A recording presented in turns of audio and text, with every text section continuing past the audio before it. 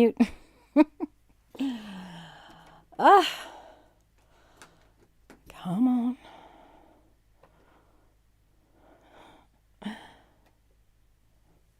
Oops. So, take two on that. Hello and welcome to Season 3, Episode 3 of Fabrically Speaking Live. I'm your host, Clare Rowley, inventor of the Creative Feet line of sewing machine products. And today we're on part 2 of possibly a 3-part series on my sunflower enlarged placemat based similarly to my holiday placemat, but different because got to keep teaching you new techniques. On this one, I used a fabric that was already printed with a decorative motif, and in today's lesson, we'll be appliquing a sunflower, and it is based on a pattern that you can get free inside of create.clarerowley.com, which is my school. And my school is basically a online social media site just for people like you and I who love the creative process. And it's nice to see so many of you here today. Hi, Lorinda. Hey, Lorinda, your thread dispenser is on its way. I don't know if you got the email or not. And from Hood River, Oregon, which is one of my favorite places on the planet. Hi, Gina. You made it. And Tina from Texas. And Shannon, and I wonder if all of you are here because I have a giveaway today, because I don't always do a giveaway. In fact, I rarely do giveaways, but it is my birthday. Well, it was my birthday yesterday, and it was just too busy with everyone calling me and emailing and social media. And so I just didn't have time to send out the newsletter. I did today. So what am I giving away today? I'm giving away $100 worth of product. So it's quite a gift. One of the things that you're going to get if you're the winner is Stupendous Stitching, which is a book based on a Craftsy class, which is really, really popular class. So if you didn't get to join that and actually partake in that, this is a book written by my dear friend Carol Ann Waugh, and this book is based on my pearls and piping foot. So if you've been trying to find the pearls and piping foot, and this is autographed by Carol, and I'm going to autograph it as well with her permission as the inventor of the foot. So this is autographed by Carol and myself. And you're getting a 27 by 10 foot piece of the Hold Light, which is the stabilizer that is below my applique, which keeps the fabric from puckering, that shiny stuff right there. So that's another one of the gifts. And the Invisifil thread, which is what I'm going to be using for some of the quilting that I'll be doing. And so this is a 5-pack. This is each spool is equivalent to 5 spools of cotton quilting thread because it's 100 weight, which makes it really, really small. So one of these spools has the same amount as 5 spools of cotton quilting thread. Quilting. I feel like I didn't say hi to everybody. Hi, Karen Dean. Thank you for the birthday wish. And I don't know if I said hello to Gina and Sherry. Let's see. I got a closer chat here. And everybody wish Amy better days to get healthy. She's not feeling well today, so get well soon, Amy. She said she'll be here, but she might be falling asleep. I know that feeling. And I had the computer screen too far away, so I wrote welcome instead of welcome. Know that I'm aware of it, but I can't edit it once I put my post in there. Hi, Sherry. Thank you for the birthday wishes. My Aunt Joan lives in San Diego, and a lot of my family members live there. I know the area well. This is a $20 pack of thread, by the way. And then this is a set of the bobbins that I use a lot. These are the Deco Bob bobbins. So you get 3 each of the most popular or most used colors. Dove gray. I can't remember what this one's name is. White, black, and creamy color. And then you're going to get also the thread that I have in the bobbin, which is the nylon lingerie thread. And the reason we use it is because it stretches as it goes through the tension. So it actually increases bobbin tension without you having to change the setting. And it's important when appliquing to keep the bobbin thread down below the fabric surface. That ensures that that will happen. You're also going to get it in black. And I would use it in black. If my color thread for the top is dark, then I use dark thread. So you kind of match this to the thread on top. And then you're going to get a spool of the other 2 nylons. These are the invisible threads for sewing beads and sequins and doing invisible or hand applique. And a bottle of our liquid-based glue. And even if you already have a bottle of that, well, you know, you can definitely never ever have too much of the liquid-based glue. So one lucky winner today is going to get all of this. And we do the drawing. You'll be notified, and the only way I can notify you is if you are logged in as you in YouTube or in Facebook. And it looks like y'all did a good job of doing that. So I'm going to set these aside. I got my Southern Belle on today, saying y'all. How are you today? It took you a while. Joanne, welcome. And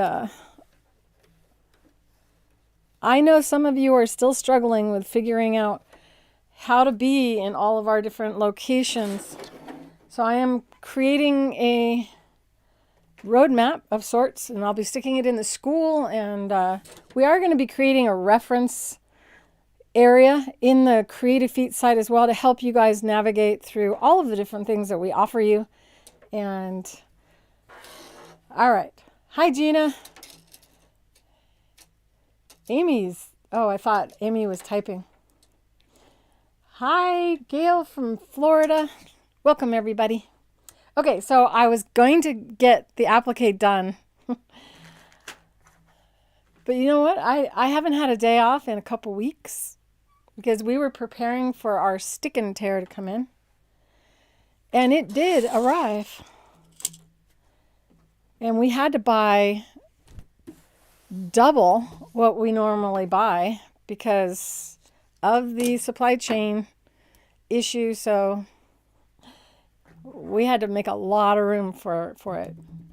It's as if we have a party in our work area now because each log of this stands as tall as me and wider than me. And so they're all stacked up in there and ready to be cut into different size or different lengths to accommodate all your different hoop sizes. And then I'm going to bring out my Baby Lock Destiny, and I'm going to teach you guys some embroidery with a regular embroidery machine and help you understand all of our different stabilizers so you know which one to use, why to use it. And so this is like one size of our stick and tear, and then there's another, and then we have another, and then we have them up like this, and then we have different lengths, 10, 20, 60, and 300 foot wide or long logs of this that we'll be cutting and probably do that throughout the weekend. So we'll save another weekend for vacation time, but it won't be this weekend. And I'm in a great mood because not having that, we almost ran completely out. The needle that I'm going to use today is the Super Universal needle which also has the words non-stick on the actual label. But that does not mean that the non-stick is the best feature of this. This needle has a different shaped eye, and it has a more gradual drop-off. You're less likely to shred your thread using this. And I'm also using my Satinedge Foot, and the Satinedge Foot, for those of you who are not familiar with this. So Gina, you haven't seen this machine? It is a gigantic sewing machine.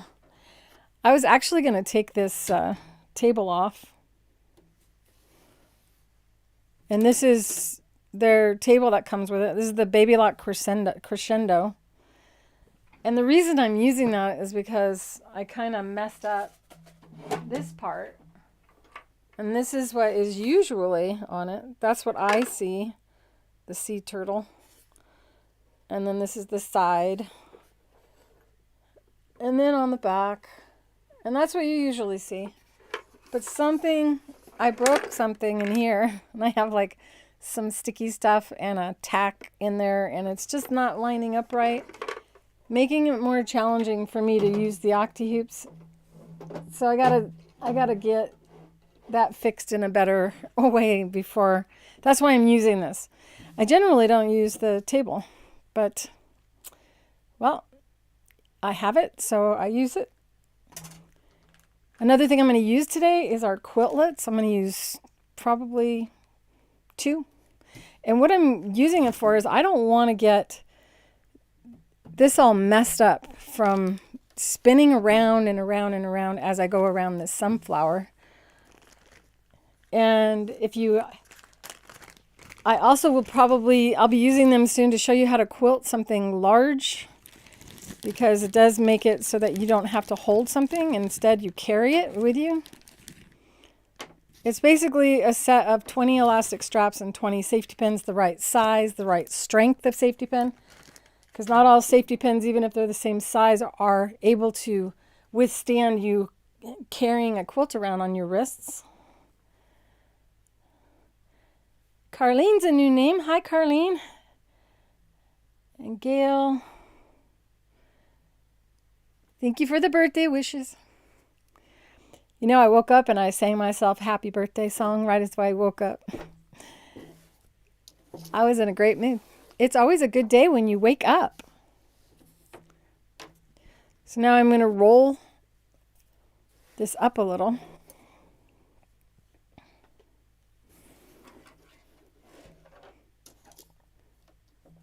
So the super universal needle. For the applique, I like to use threads that show up a lot. When I do the quilting aspect, I may switch to the Invisifill thread so I can do more stitching without it showing up as much. So right now I have the gold that we all chose last week together. You just take the elastic and fold it in half. And then, or not in half, but fold one end down.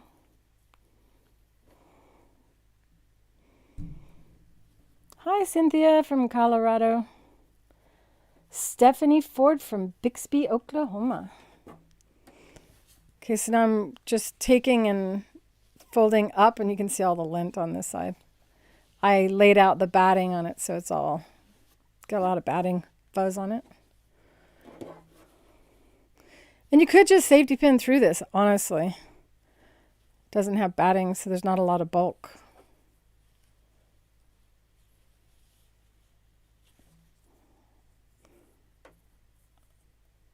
I don't need that much. Fold it in half.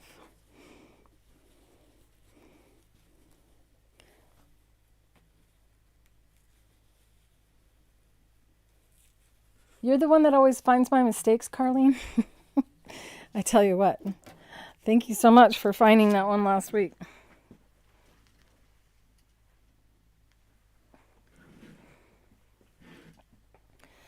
Carlene saved a lot of people headaches. There's a spool of thread and it just keeps unwinding.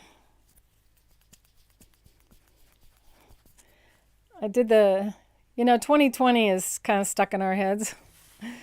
So when I made the coupon, I made it in the newsletter 2020, and in the school I made it 2022. And she's the one who figured out what was wrong, why the coupon wasn't working for some people. So thank you, thank you, thank you. Never, ever be shy about showing me, helping me figure out what I may have, done wrong. Amy's really good at that. Today she's going to be quiet and rest.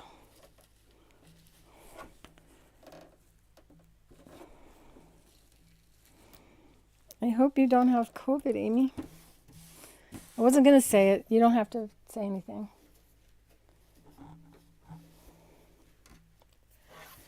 So if you've been waiting for a thread dispenser or you've been waiting for a presser, all of them went out except for the ones that were ordered in the last 24 hours. I will be making more pressers tomorrow because we just all of a sudden are having a flood of orders come in for that, which generally means people found a video that I created or somebody told them about it and they're jumping on it. So what I'm going to do, you guys don't normally see me lick my fingers like that. That's a bad habit I have. All right. So I'm going to be stitching first around these back petals because they're furthest away. If you don't want your fabric below to show through when you're working on a light fabric, before putting a fusible on the back of your fabric, back it with a permanent fusible interfacing. God, that word always doesn't want to come out of my mouth. Well, I'm praying for you, Amy. So this piece under there would not be showing if this fabric had white fusible stabilizer fused to the back first. That is a hint that I didn't learn until I was a lot older, and I should have done it this time, but you know what? I'm like, do I even have any fusible interfacing? And I didn't want to make you guys wait last week. So here's a petal, and the Satinedge Foot has a wire on it, and what we're going to do is use a blanket stitch because it's faster. And I may not use a blanket stitch. I may use another stitch if I can figure out how to flip it. Yeah, I know how to mirror it, and I'll explain why, because blanket stitch takes longer. But normally when we do a zigzag stitch, normally we swing over that wire, and that wire changes position based on where you want to place it. So you don't want to just put it on the machine and just start sewing because it might be right where your needle's going to come down. So generally on a zigzag stitch, which is what I did last week on the leaves, and I went just a satin stitch around the fabric's edge, I actually had the guide pin being stitched over. So the stitch was going over it like that. And when the guide pin is next to the fabric, whoops, your fabric would be here. I'm doing it backwards. See, I'm used to teaching with people facing me on a table. Yes, it is 221 or 222. Hey, that reminds me of that show, Room 222. Arizona doesn't change time. So this is the fabric. And the satin stitch, the wire for doing a satin stitch is right along the edge, and the stitch swings beyond the wire. But on a blanket stitch, we're not going to do that. On the blanket stitch, the sewing machine needle is going to be right next to the fabric, and the wire is going to be like that. That way the stitch goes right off the edge, and if the wire were there, it would give you a gap or a space.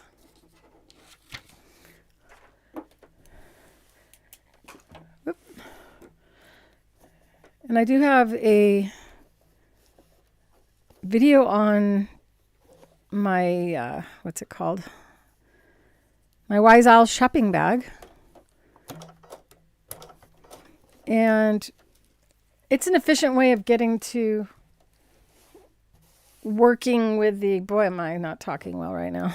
I'm reading. Gotta stop reading. Okay, so I'm going to set up the foot just like I just explained. And I wish I could show you better. Choosing the, if I were to do a blanket stitch, I guess I'll do the blanket stitch for part. I'll do the blanket stitch for these petals, and then I'll use the other stitch for that. Excuse me, you guys. I still have that cruddy yuck from my COVID. And I'm going to use a narrow width because it takes less time to sew as well, less thread. A width of 3.5. Now we'll go to 3. 3 on the width, so 3 for the swing this way.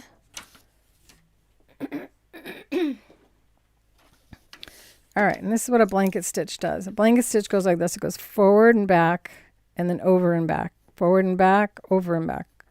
So it keeps doing this. So you can see it doubles up the time.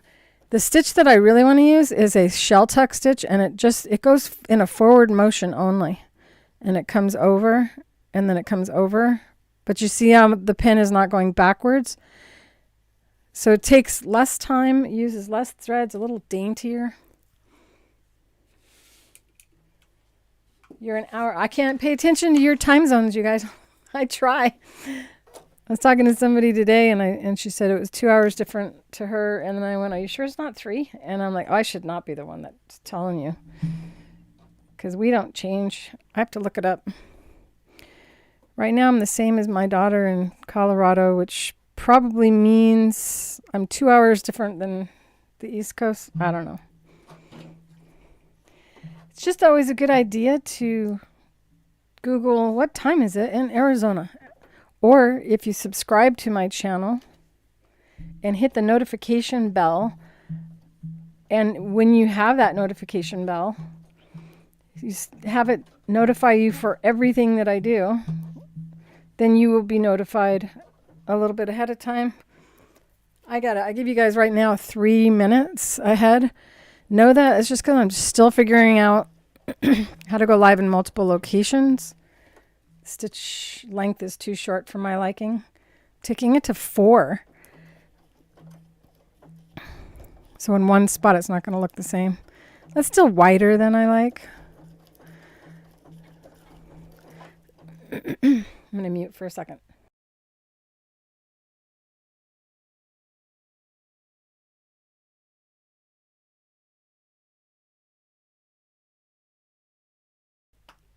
Okay. Cleared my throat. Notice my hands are not here, that they're out here cradling the fabric, allowing the sewing machine's feed dogs to move the fabric. If you put your hands down on top, you hinder the feeding of the fabric. Keep your eye focused on the white guide. We want the white guide to always be touching the edge of the fabric. But as we go past the white guide, because the fabric shape, we want to go all the way to the end, and then I look at the guide wire. And here's where you can have an issue if you have your sewing machine set with the needle to always lower. So this is one of the reasons I don't tell you to have your machine set to stop down, because what will happen on a blanket stitch, I haven't been to Montana yet. Or if I have, it was in an airport, so it doesn't count, Lori. I think this is Lori. Why isn't it showing here? Ah. It'd be great if you guys shared the video, if you have never shared it with anyone in your social media. We'd surely appreciate that. And so here I am. I've reached the end.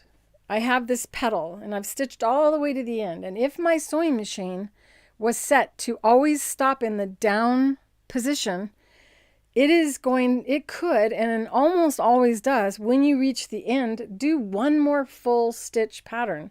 Because what needle down on a decorative stitch tells the machine is to finish the whole cycle of that stitch pattern. So always have your needle stop up when doing blanket stitch. It'll stop you from having to rip out stitches on your corners. And I don't know about you, but I really don't like using a seam ripper.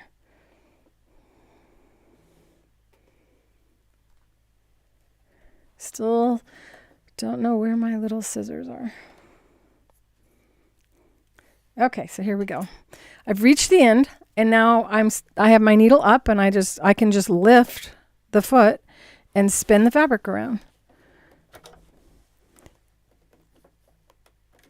Now I want my needle to start over here on this side, and I turn the hand wheel. This is why blanket stitch takes longer, because a lot of times you have to stop and, oh, I don't have the foot up. There we go. Needle down. And I don't know which part of the stitch pattern it's going to do. See how it was going back. So that gives me the opportunity, because my needle is not stopping down, to raise the foot and move it forward. So on the corners, you can spend some time working at it, but once you start going, it's super easy to guide on curves because you watch here instead of the needle. And then I can just zoom, zoom, zoom. And do not cut your bobbin thread. Now I'm going to tie a knot because I have a knot stitch.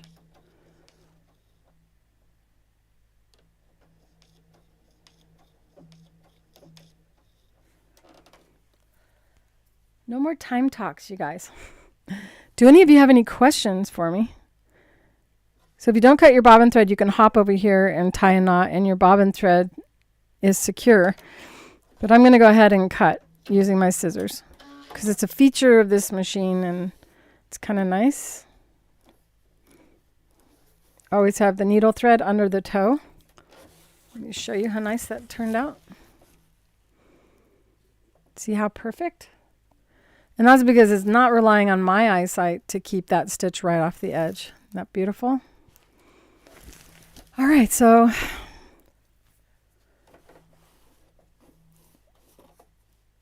this is kind of like you guys are going to hang out with me while I sew, unfortunately.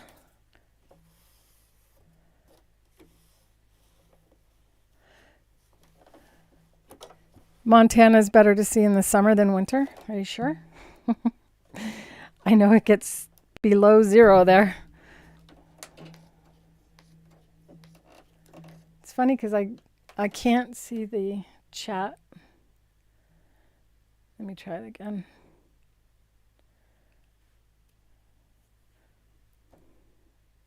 Okay, so my live chat stopped working on my cell phone, which is close to me. What's really nice is I don't have to keep turning the hand wheel to make sure I know where I don't have to check to make sure my needle is going to go right off the fabric edge because the guide is that swing. So it's really just these points where I may have to work a little bit. Have any of you done this before and had your needle stitch outside from your corner and get frustrated with that?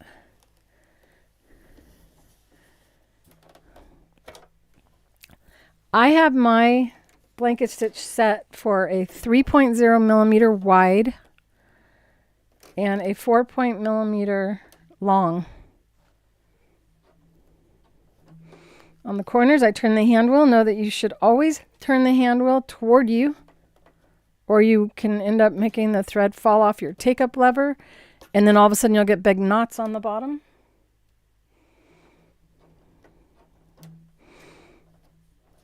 Okay, so now we know we're moving forward and we are off the edge because the guide is off the edge.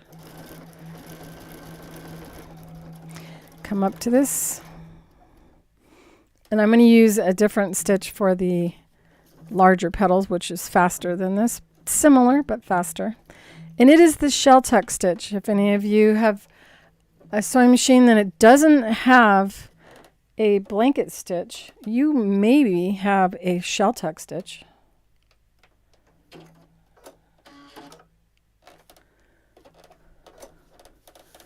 So have you broken your needle, Lorinda?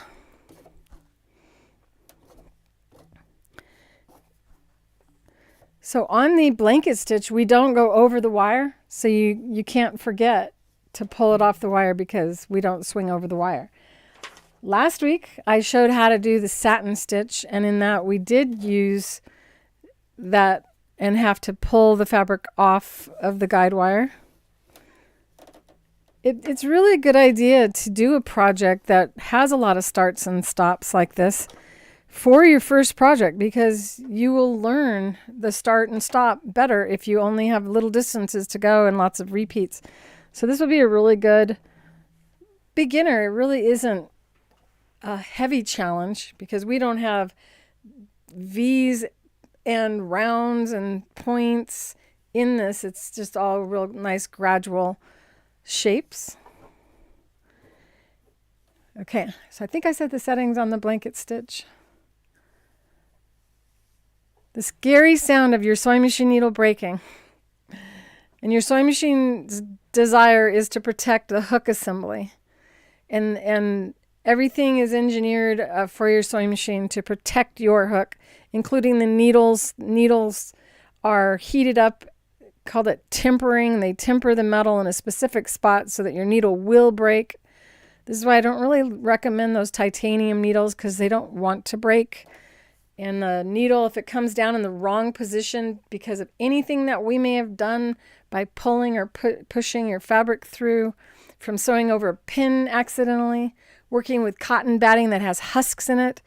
So when your needle comes down and it's not in the correct position, your needle is designed to snap off so that it won't break. And your machine has a self-defense mechanism which kind of locks the gears on the machine and won't let the hook go around, to protect that hook from becoming mutilated from whatever it is you hit that was harder than what sewing machines are designed to sew through. And it makes this, and you guys have heard it because I've broken several needles on my show last season. How many needles did I end up breaking? I think I broke five or seven needles last year. I want to go all season with no broken needles. I can't hide it because we go live. This is not pre-recorded. So tying a knot.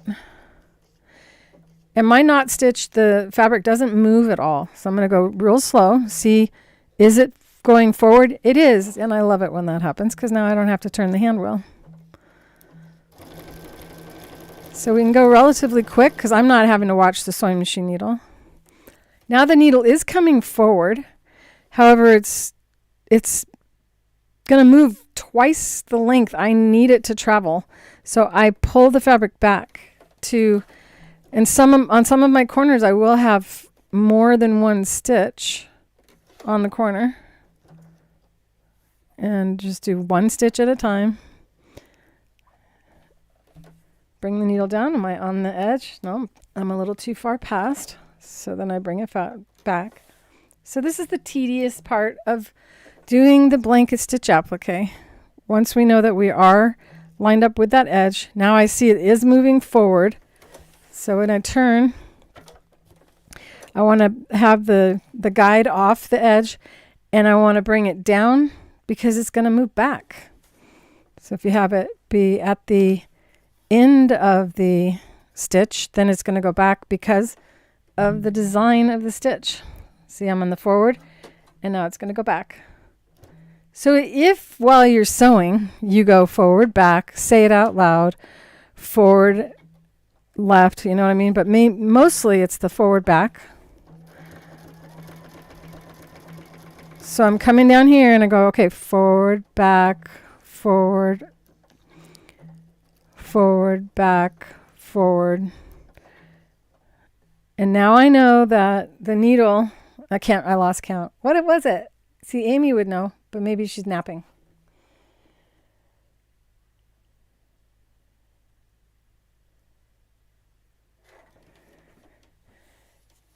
you know of 3. I don't know what we were talking about, Cynthia. I lost track of it. Do any of you know which way it was going? Did I say back or forward last? Oh, well.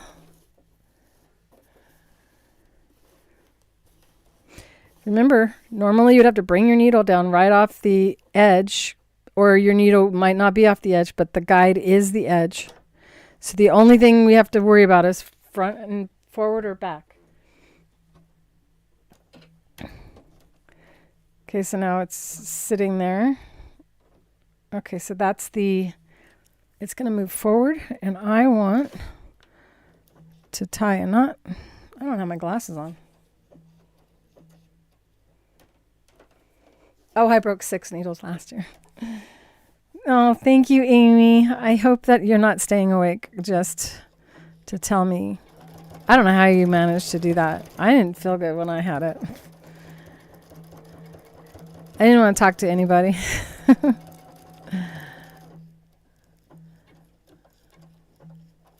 I didn't feel safe to drive either. All right, so thank you, Mary. I don't know what happened there. Skipped a stitch. Oh, I know what happened, and I should have told you. Okay, so since it's mine, it doesn't matter. But see how this has a bigger space right here? That was caused by the foot having to go over this satin stitch on the leaf. So you want to really watch it when you're approaching something like that. I was distracted by the conversation. So see how the thread is now loose? What you do is you just go to this actual spool of thread. If it's up here, and you just pull a little bit until that slack goes away. And then you don't have to worry about having a loop on top. Should you end up with a loop on the bottom, no one's going to see it. You're going to be quilting through this. And generally, I don't see those loops on the back side unless you pull really far out from the needle. You shouldn't have any issue with that.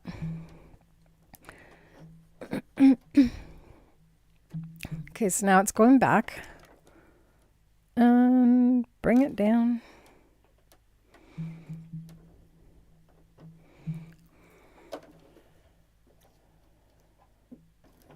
Thank you, Sue. Oh, Sue, you made it. Congratulations.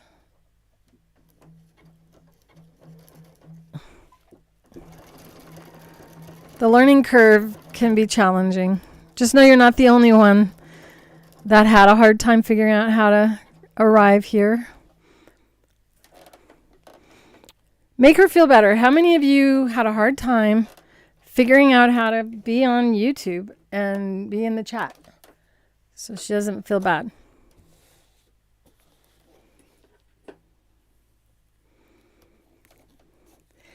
Yeah, Sue, I was going to call you yesterday, but I just couldn't get off the phone because people were calling me and wanting to chat for my birthday.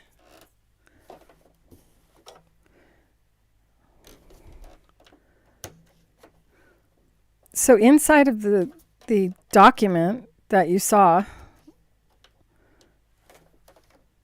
I was going to kind of show you guys.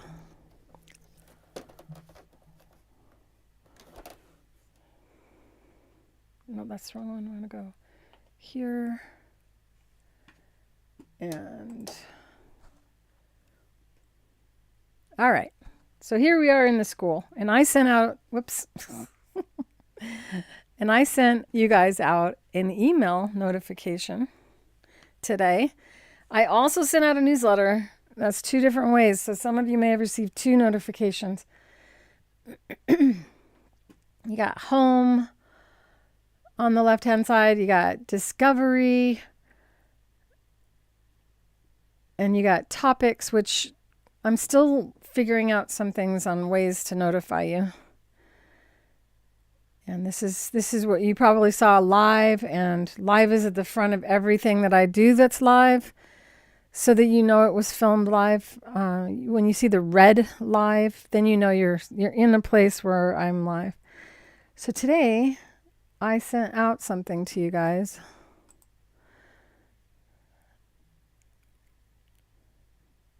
Ah, that's all the notifications. So see how busy you guys keep me?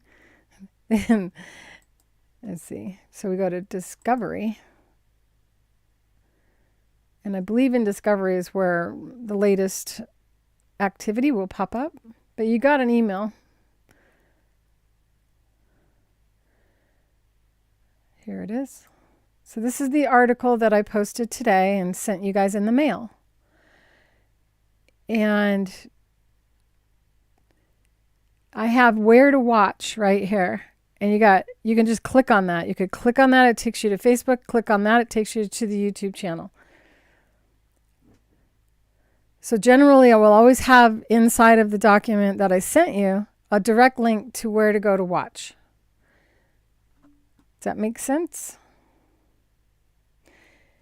And the coupon works inside of creativefeet.com, and I want to show you guys this.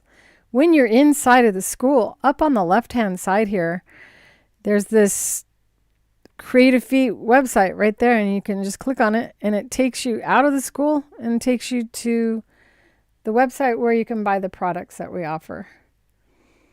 You know, we're almost to 30, I think it's 34 years. I got to be careful because it's my daughter's age.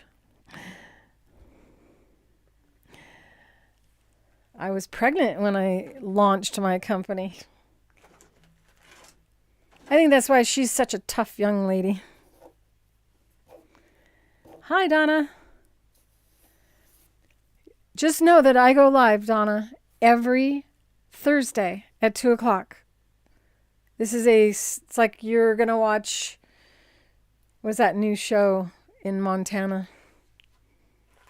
What's the show, you guys? How many of you are watching it? Can't think of it. Okay, so you know every Sunday that show goes on. So it's kind of your responsibility to catch it. And you can watch the rewind. This is live, so I'm live every Thursday at 2 o'clock. The foot that I'm using is the Satinedge Foot.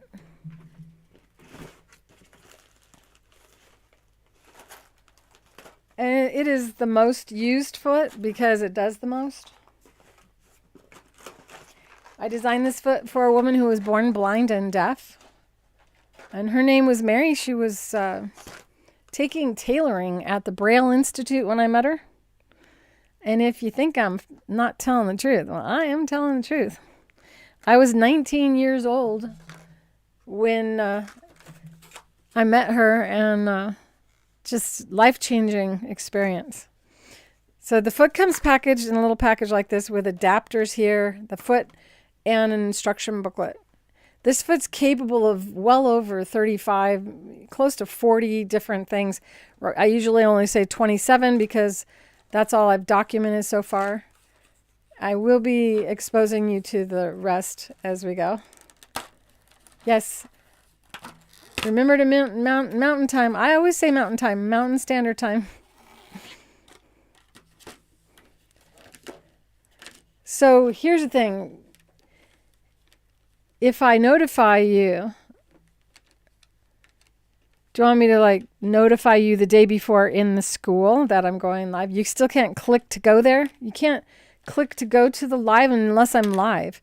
I have to figure out how to get it to work like it did in last year before I switched to this multi-streaming program. And I'm sure that I can do that again where I get to send out a notification well ahead. But people tend to forget the next day that I'm live the next day. So you guys got calendars in your computers? I'm always trying here to help you guys, but all right, so here we go.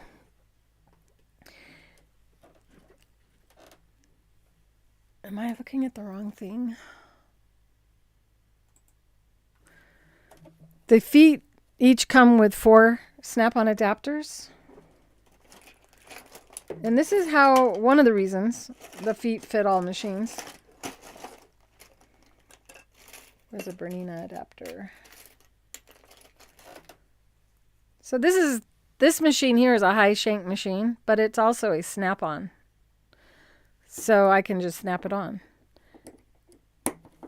if you have a snap-on, and it doesn't matter that if your machine is high shank, but if you don't want to use the snap-on, you can use the high shank that comes with the foot, and it snaps on. So basically that substitutes for that high shank adapter.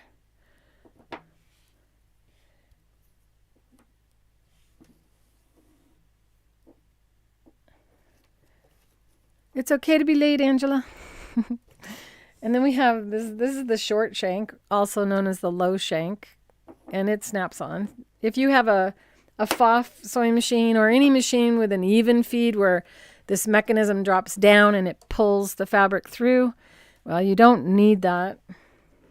It's very rare that you actually need that mechanism so you disengage it, put on the smallest one, and then you would screw it on in the place of the other one. I think I ended up selling all my Bernina adapters. Maybe not. This is one of the Bernina snap-on adapters, and so you can just snap our foot right on and then insert it into your Bernina. Or you can purchase a Bernina adapter from us, and there are 2 different styles. And then use our smallest adapter. So pretty much we have you all covered. This is the Singer Slant, for those of you who have a vintage Singer sewing machine. The Bernette machine will just snap right on, because the Bernette really isn't made by Bernina. It's made for Bernina, and it has a universal snap-on. Thank you, Norma. Hi, Norma. Why is your name so stuck in my head? We must have had a lot of conversations. Feel free to ask me if you have another machine. Any other sewing machines, wonder, doubting, or whether or not it will work? If you have a straight stitch sewing machine and all it does is a straight stitch, well, you're simply not going to be able to do everything this foot does. You could still attach it. You can even attach this to the Singer Slant. The Singer Featherweight. Problem with a Singer Featherweight is that it only has a straight stitch, which means it does not have needle position capability, where you have that on a zigzag machine or a machine with a zigzag stitch. You have the ability to move your needle to the right, to the center, to the left, and then many of you have 30, 40 different needle positions. You may not even know that you have that many, because the stitch width dial becomes your needle positions. All right, so let's get back to the sewing. A brother, Julie. Yeah, you should be able to snap it right on. Here we go. We warranty our feet for life, even if your dog chews it up, as long as he spits it out. We give you a new foot. It doesn't matter how you break it. We had 2 ladies actually drive over them in their driveway. And on their way to class, the foot fell off their thread dispenser. And they were hesitant to even ask for a replacement. And I was so excited to see what does a Satinedge foot look like when it's been driven over by a car. Would you guys like to see? I think I have it handy here. This is what it looks like when you paint one, because of course I had to decorate a Satinedge foot. Where's the one that's been stitched over? If you want to decorate your Satinedge foot, you can use nail polish and paint on the guide like that.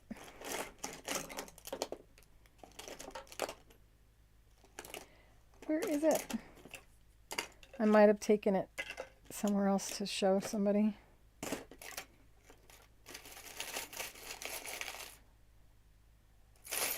I'm going to give it one more little quick glance through. And if I don't find it,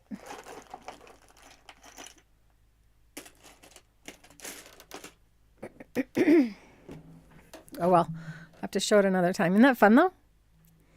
I decorated all 3 of my feet for one show. This is, I think, because I had ice cream yesterday for my birthday. Can't clear my throat. I think I have a lactose issue. Okay, so the foot is advancing forward. The last thing it did was move forward 1 stitch. So that means if I pull this here and I have the needle come down at the top of the stitch, which on moving this direction is the bottom of the stitch, then I know that my needle is going to go back to the edge. I'm wearing boots.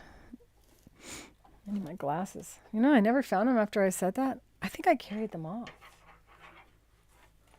Oh no. All right. Got my glasses. Here we go. It's amazing the difference.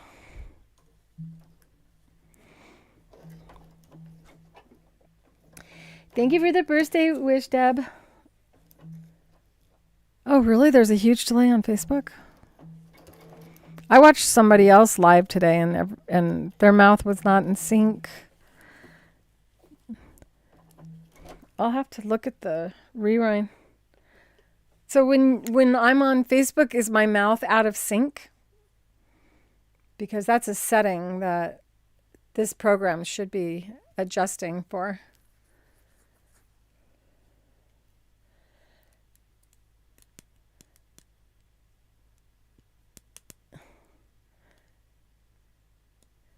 You're going to paint your feet purple? If you do, please share in the school.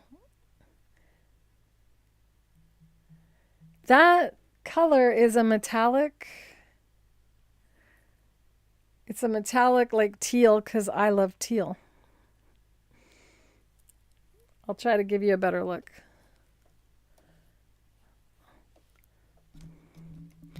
So it has sparkles in it. It's just a nail polish. And I would tell you which one, but I painted this, I don't know how many years ago. People started wanting to buy them decorated, and I couldn't take it to the shows anymore.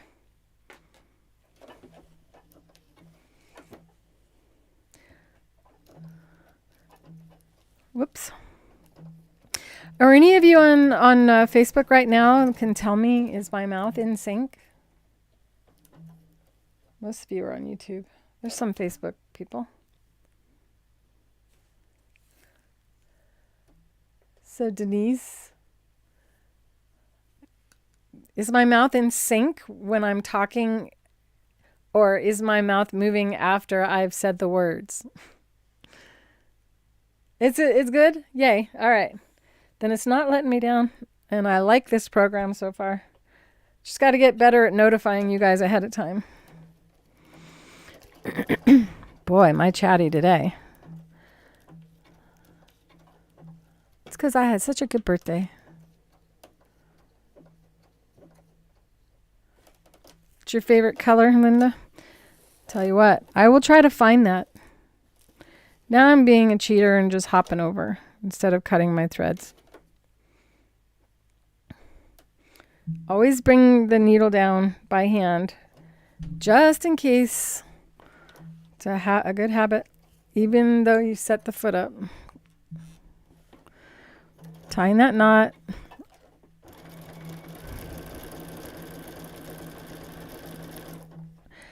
Forward.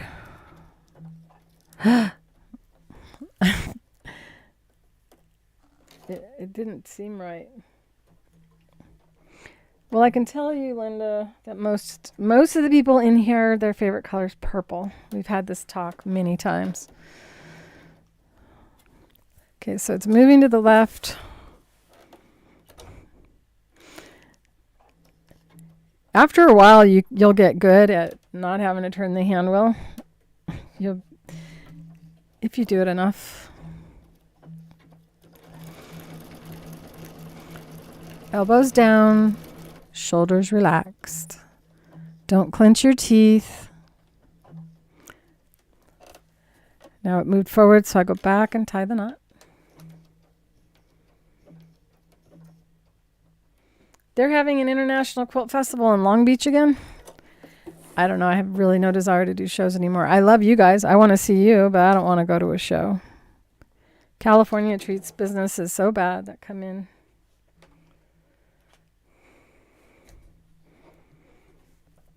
My plan is to first get a handle on how busy we are and how hard it is to hire right now.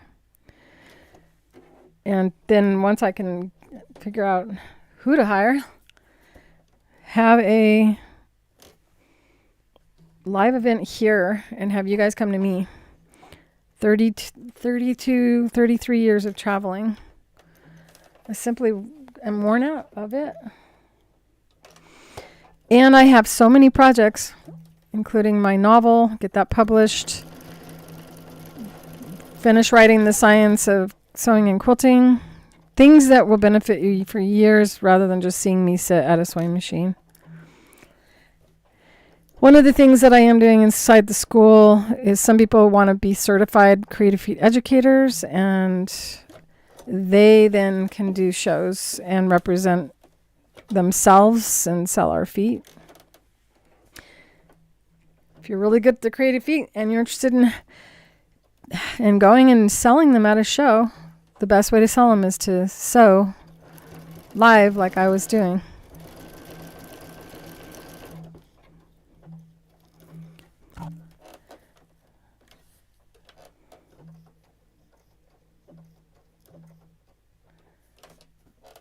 What are you obsessed with, Linda? What does your daughter say you're obsessed with?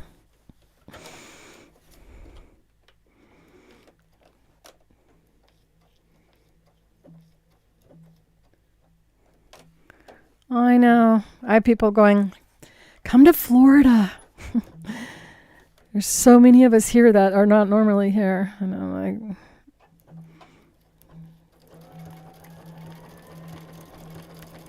I'm just tired of traveling, you guys. At some point, I'd like to meet a man and have a relationship. Of course, COVID has slowed down that. Here we go. We just lost another educator. I really didn't know her, but a lot of people did. She passed. I want to have a life in between, you know. So my daughter really would like me to focus on being a person. This is depressing. I gotta stop talking about it.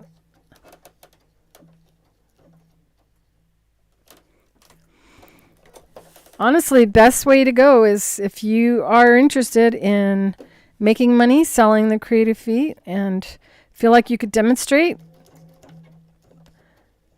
that is going to be the Creative Feet Teacher Certification.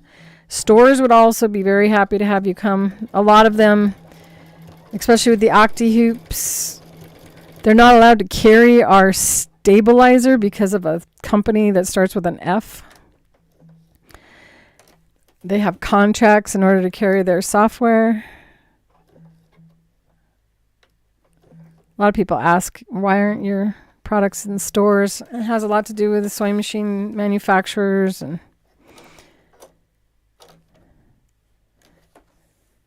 But the stores are always interested in having products like this that have a lot of people really want to know more about. And I was thinking about having a series of classes online that can be used in conjunction with a class in a local guild. I also had plans to create a nonprofit called the Hatbox Projects.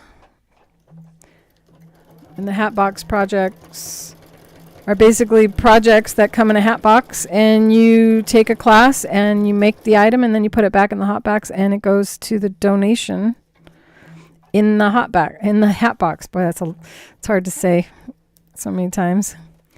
Needle up, remember, needle up, which is why you're not seeing me end up with stitches going out in outer space.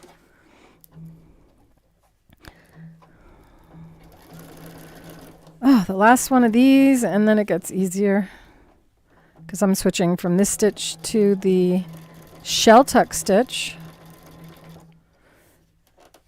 Shell tuck is one of the oldest stitches. It's right before the sewing machine companies started to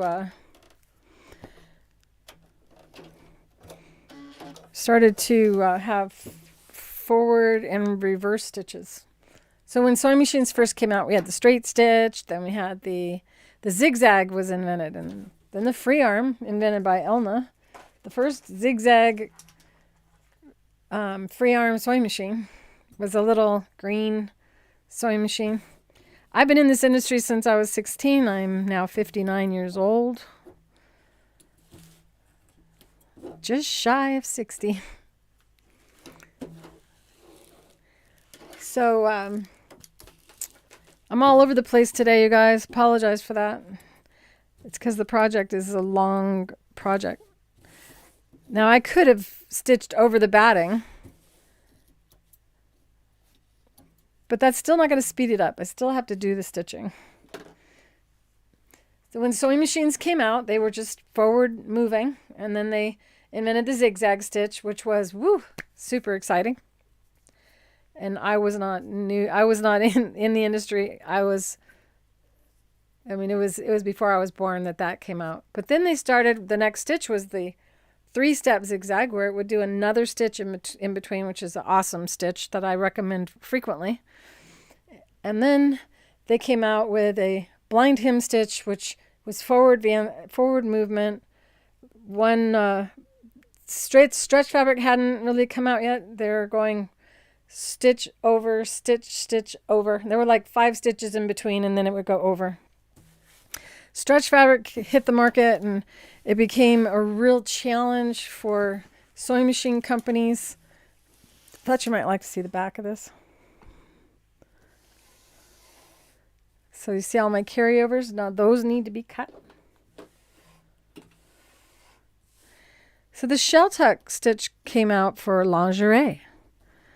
And we started getting lingerie fabric in the stores around the late 70s. And a company called Stitch and Sew came out with different techniques for sewing. And the sewing machine manufacturers were trying to figure out how to make it so the thread wouldn't break with a stretched fabric. So they decided to make really aggressive stitches like this one, where it moves forward and back, and they came out with stretch straight stitch, and that's when the forward and reverse activation occurred in the machine. And it seemed like a really good idea. Let's make the stitch so strong it can't break.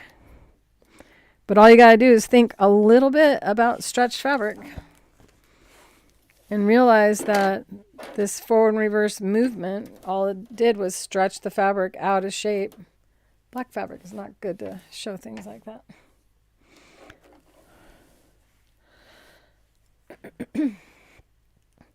Maybe I'll show you what the shell tuck stitch actually does for lingerie fabric. I don't know if I have any. I think I do have something handy. Okay, so here's your lingerie fabric is over here, and you're going to stitch on the edge, and the shell tuck stitch stitches on the fabric, and then it goes over like that.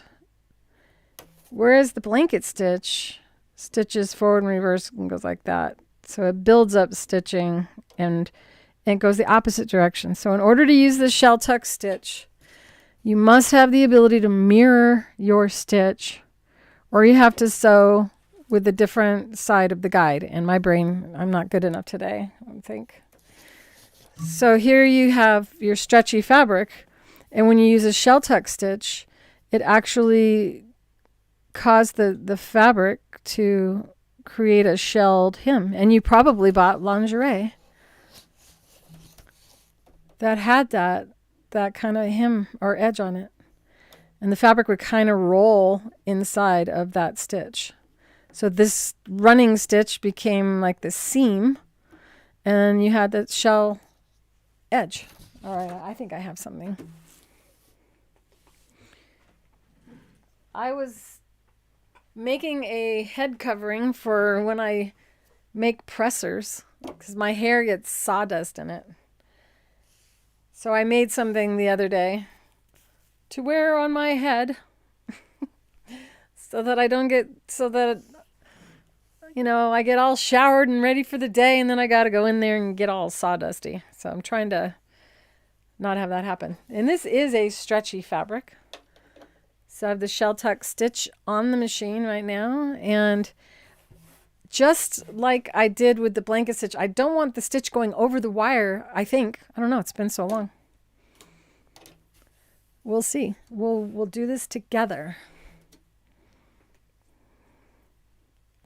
Isn't this pretty though? And I really was going to make a nice jacket out of it, and instead it ended up cut up in pieces. Oh well. I love this kind of fabric. It never wrinkles. And all right, so here we go. Shell tuck stitch.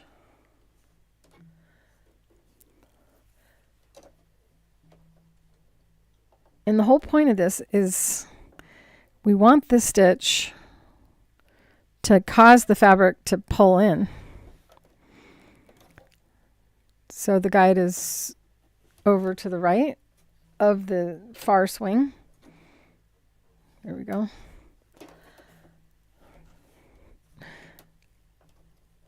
Be better to start on the fabric. Stitch forward, and I'm just going to double check because we don't want to hit that wire with the needle. We want to end this year with 0 broken needles. And they have you use, I think, just a regular satin stitch foot. So it's always been a real, one of those stitches that you have to kind of guide in the front and the back. Come on, Claire. Ah, do I have the right stitch on?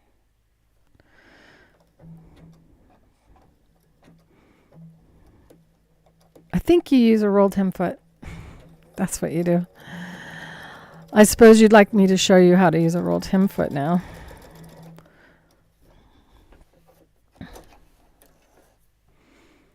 See how pretty?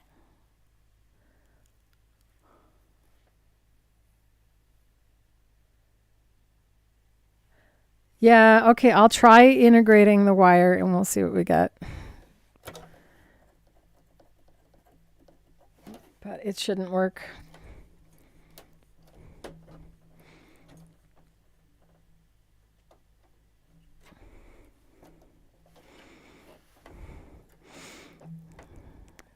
It probably, well, we'll see what's going to happen. We're doing it. Here we go. Live stuff again. Well, it's definitely easier to steer. The guide wire makes all the difference for sewing accurately. Don't have to pull from behind. But because the wire stops it from pulling in like that. So you see, there's one time you do not want, use a rolled hem for that, and that's we're not doing a rolled hem here.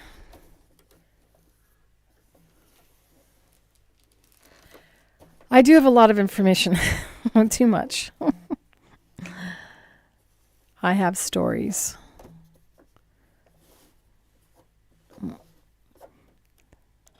There's one petal that's on top. Here it is. So this is the top petal where you can see both sides of it. So we want to start here. And I'm going to mirror it. And in this case, I'm going to go to a 3 width. And I don't know what length I'm going to use yet. So you can see the needles swung over. So now I need to move the guide over. Once upon a time.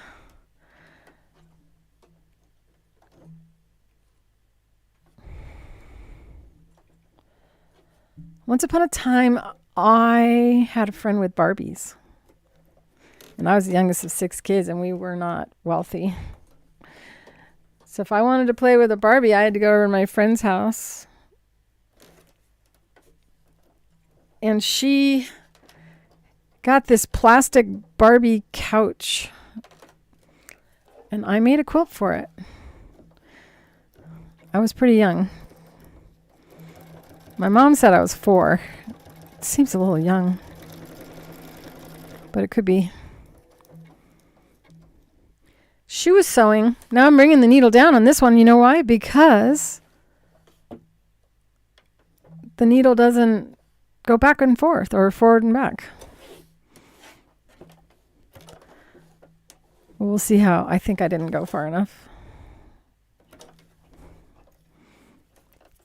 See, not having the needle stop down though allows me to adapt. And the wire is where the needle's going to go. And it's never going to go backwards. So it's much more relaxing. Always watching the guide, bringing that curve. Can close the curve by swinging the fabric around. Don't look at the needle. It's tempting, but that needle's moving around. You'll only get dizzy. Tie a knot. I gotta mute. I'm gonna sneeze, you guys.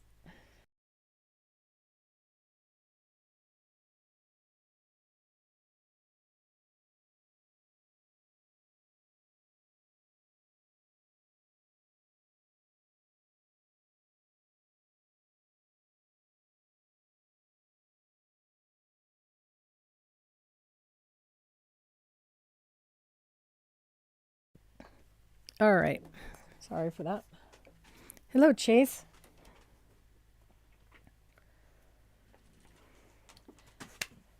First Chase viewing of 2022. You know Bobby. Oh, I know. He's like, did you come in here just to do that? You don't even do that. What are you doing? Can you go? Be a good boy. What's up? You need another hug? I guess he needs a little love.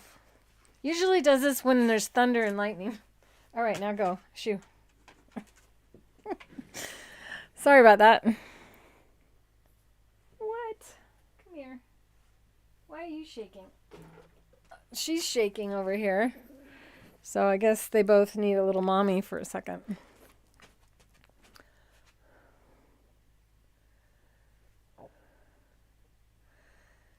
The next thing I sewed was a pencil case, and my girlfriend's mother taught me on a treadle how to make it with a zipper. You're right? Why are you shaking? What the heck happened? You guys are both scared. There's no thunder or anything. Do you have thread on your bed?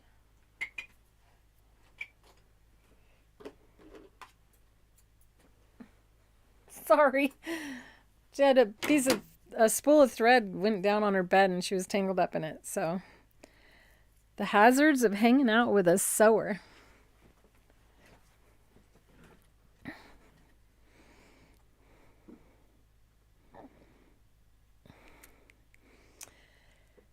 The person with the Barbie, they had a Great Dane, and when I would go over to their house, he would stand over me and growl at everybody.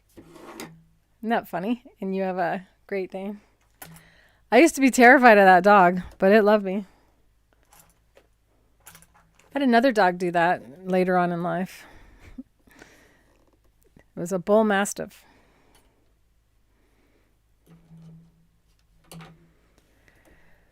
Okay, so next one. I'm kind of wishing I went narrower on the width, but I didn't. So you just have to deal with it. Make your choices.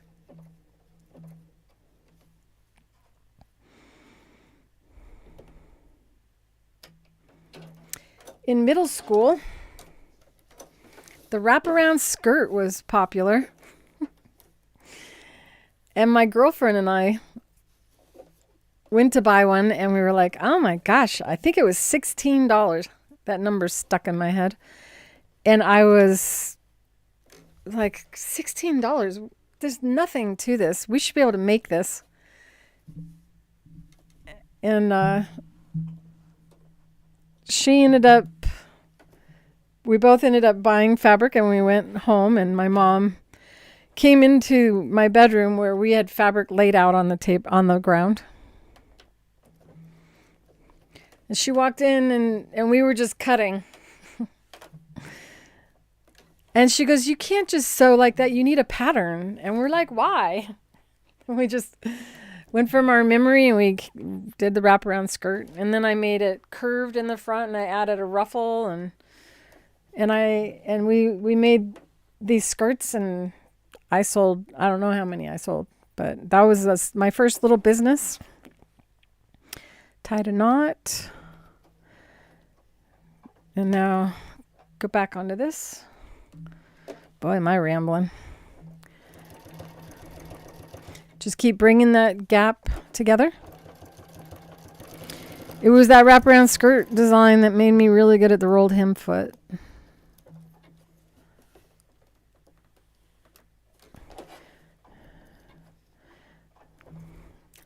And I had people ask why I don't have a rolled hem foot. And I said, because the sewing machine companies did a really good job. So there was no need for me to create a rolled hem foot.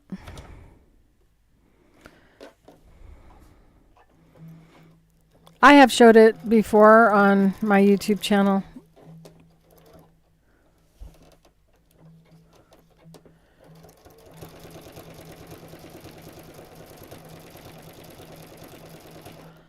I had my first business license at 14.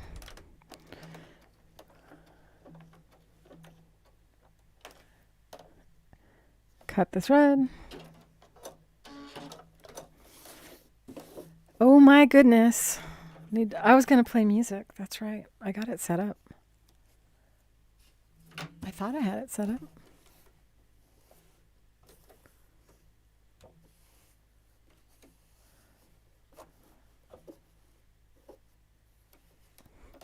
Do you guys want me to have... No, that music's too loud, huh?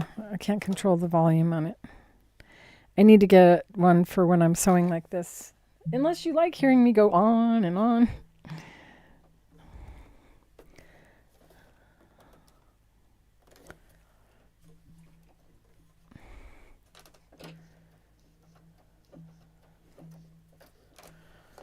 I wonder which one of you is going to win the giveaway. And for those of you that joined late, you may not know that I'm doing a giveaway today. It's my gift for my birthday to give one of you $100 worth of prizes. I did already show it at the beginning of the show. You're getting the Stupendous Stitching book from Carol Lanois from the Craftsy site. She teaches her stupendous, it's such a mouthful, her Stupendous Stitching book is based on her Stupendous Stitching class, and she teaches you a wide variety of different techniques. But she used our pearls and piping foot for that project or for that class, and she autographed the book. And we've done this before. We've co-autographed her book because I'm the inventor of the foot. So you'll be receiving a double autographed book. Whoops.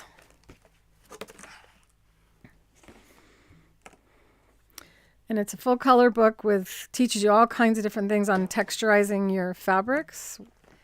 And then you get the Hold Light, which is on the back of this applique. Some bobbins, pre-wound bobbins that you're going to fall in love with. The Invisifil thread pack. One each of the nylon threads that we sell here so that you have all the different thread types that you need to do different things. And a bottle of the liquid-based glue. I will announce the winner within probably 48 hours of the show.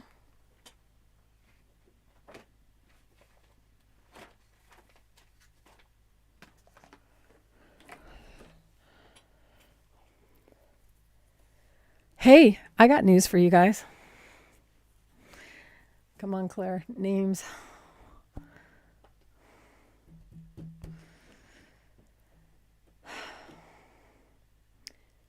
She taught heirloom sewing, and she's a friend of mine. Can you guys think of who I'm thinking of? Martha Pullen. Martha Pullen is opening her own little studio like I have, and she's going to start teaching. I'm going to let you guys know as soon as she's ready so that I can help launch her little show that she's going to do. Isn't that great news? Because I don't know if you know that she had a battle with cancer, and so she's cancer-free and looking great and ready to start reaching out to you like I'm doing here. I don't know if she's going to be going live or not. I think she said she was. So I'll reach out to her and get all the information so that maybe I can get her to go live at the same time and we can collab on something.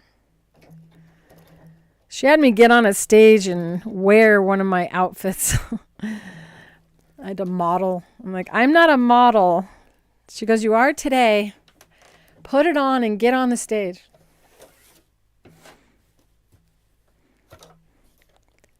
Are you guys familiar with Martha Pullen? If you are, give me a thumbs up. Show her some love.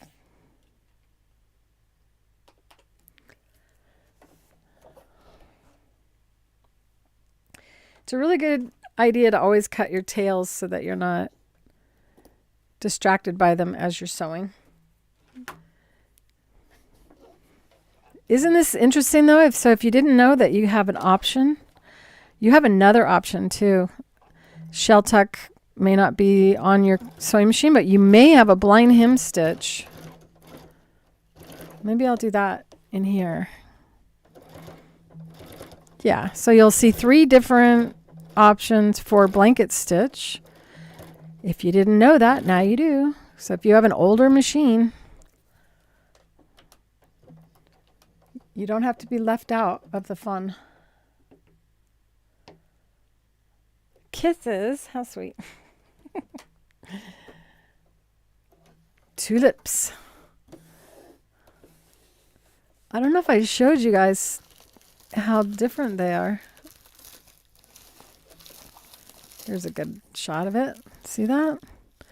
So this is the shell tuck, and that's the blanket stitch.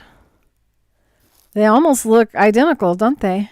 This one has a lot more body to it on the outside, but it's also more aggressive and takes a lot longer to sew.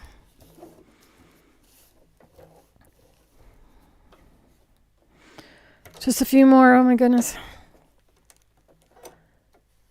I try not to go past 4. So we're definitely not doing binding today. And then I was thinking if I don't do binding today, that I should make next week more than one binding technique. And really show you a lot of different things about binding. You guys get to vote. I was going to, and I still plan to, use the faux piping binding technique for this. You'd rather hear me than music? That's sweet. So which one of you is going to win?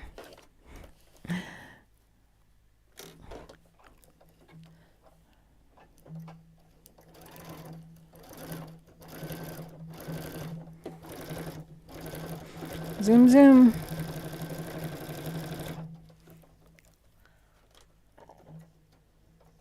Lots of binding. More, give me more, more, more. That's Amy's motto, right, Amy?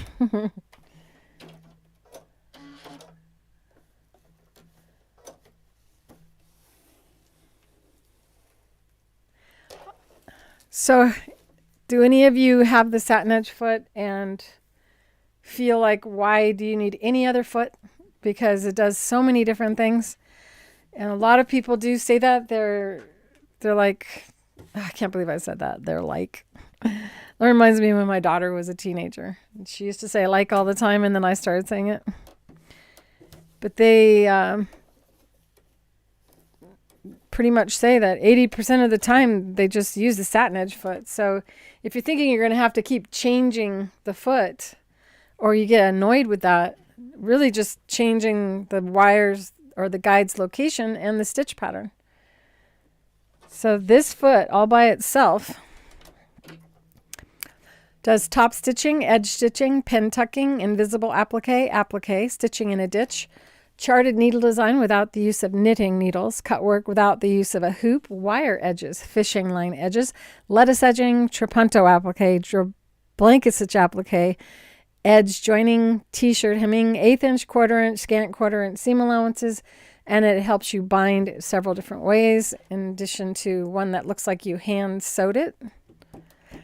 And as you can see, 3 different blanket stitch options, which you would not have the ability to do without our foot's adjustable nature.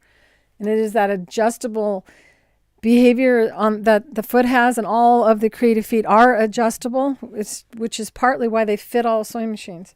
Another unique feature of the creative feet is our openings where the needle comes down are all bigger so that you have more clearance. Almost every time you sew, Eve. To me, the Satinedge Foot is a gift from God. You know, He brought me the blind and deaf Lady Mary to me, and it's changed my life. It's what made me end up being an inventor of sewing machine feet. It wasn't my intention. We're getting close to the end of these.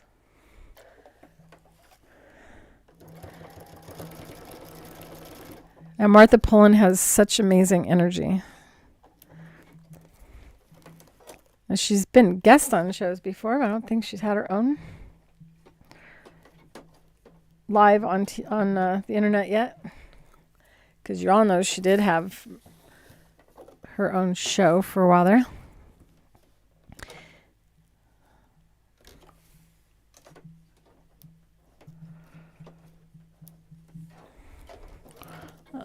I got a story for you. We were talking about Montana being cold right now, and I went to film an infomercial in North Dakota, and it was 80-something degrees in Phoenix when I took off, so I put my coat in my suitcase. And back then, I was young, and I was wearing patent leather shoes and a skirt, a nice little business suit, and pantyhose. And we landed in North Dakota, and it was a blizzard, and I was like, "You want me to get out here?" And we were on the tarmac, and we were at least 200 yards from the gate. It's stairs out of the plane, stairs back up into the gate. They unloaded our suitcases, and we had to carry our suitcases from the plane. It was way too much time in the snow. And I don't know if it was below 0 at that point, but it was very, very, very cold. With no coat. Never did that again. This is how you learn lessons in life. No matter how hot it is in Phoenix, never, ever put your coat in your suitcase and check it.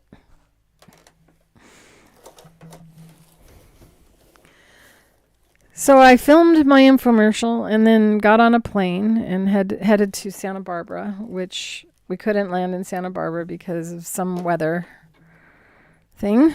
So I had to rent a car in LA and drive to, really was Buellton, to go on the Aileen's Creative Living show.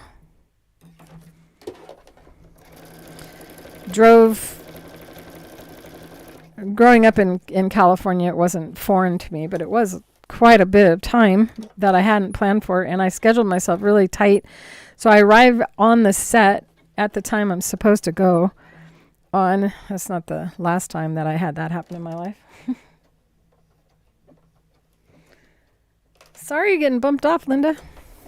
Today is storytelling day because I have too much sewing to do for talking about it. So, do you remember Aileen's Creative Living, the Aileen's Brown Bottle Glue? They actually launched a show for a short time. And I was on that show. It was the most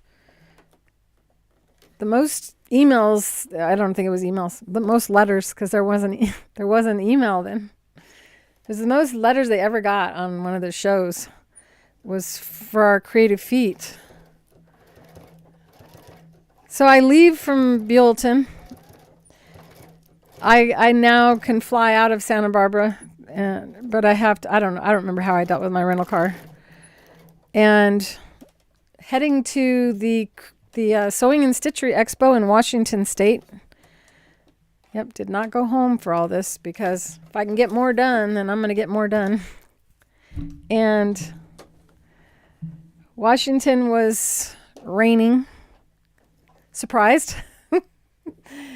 That's when they had the show in a barn, literally a barn. And the doors were like these big doors that would just open and close, and it was wooden, and the rain was blowing in sideways and blowing underneath, and it was getting really close to the sewing machine. I was really concerned that my sewing machine was going to have a rain issue and I was going to get electrocuted or short out the machine. But what ended up happening was, after that first day of doing the show in a barn with the rain, after being in the snow with no coat, is I got super sick. I couldn't breathe. I had to go to the hospital the next day. So there's one of my stories. I survived it, but I didn't get to do the other days of the show. I then lost my place in the show. I got punished for not having a backup for my booth. It took 8 years to get back into that show. I'm going to stop. Let's see. 2 more petals, and then I can move on to something besides rambling. Clotilda was a very important person in my career. By the way, I didn't screw the nut on tight on my machine, and it was unscrewing itself. Always use your screwdriver. Yikes. I felt like it was a little wobblier. I'm surprised I did as good as I did. I was very lucky not to have just broken a needle, you guys. All right, so there's one of my stories.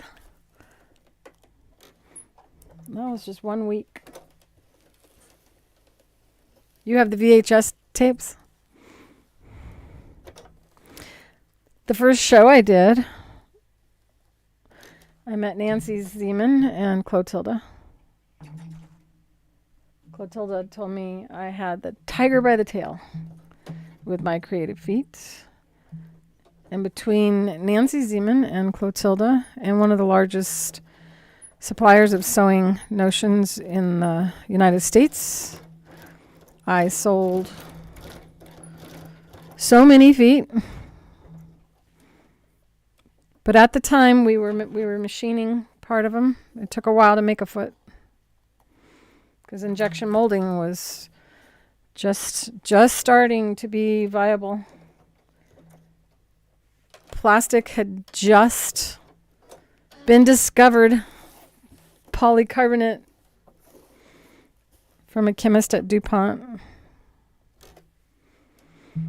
And so I think it was 190,000 feet.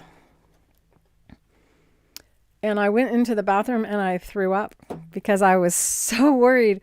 How am I going to make all these feet? We have machinists, machining, and that commercial of the beaker falling on the ground and the glass shattering and the plastic bouncing had been playing in my head. So when I got back, I investigated that.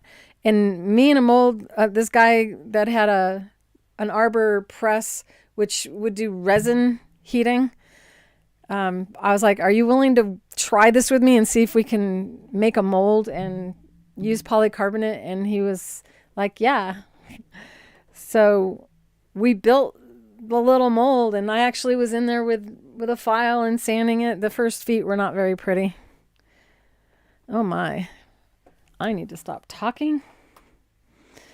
Here we go.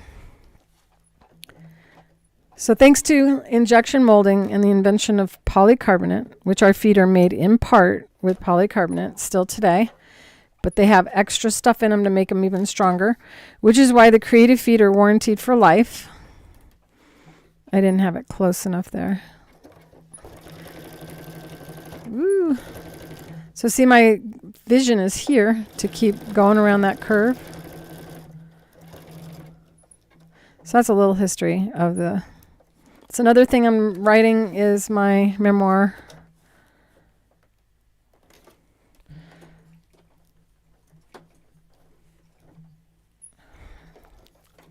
Did I say that right? I don't think I did. Memoirs. I didn't hardly smile. You think I was nervous? Was I nervous on the aliens? Or was I sick? Oh yeah, I was getting sick and did not. That is so funny. How can you remember that? You remember it or you watched it again recently? Yay. Okay, so the next technique for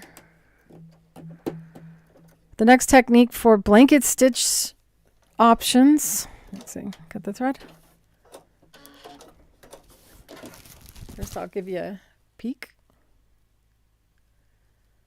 And this is where I went too far with my satin stitch, but I can rip those little stitches out now that I've gone past that, and then no one would see that. Okay, so the third option for blanket stitch is to use a blind hem stitch. Hi, Tinkerbell. Genie Mama again?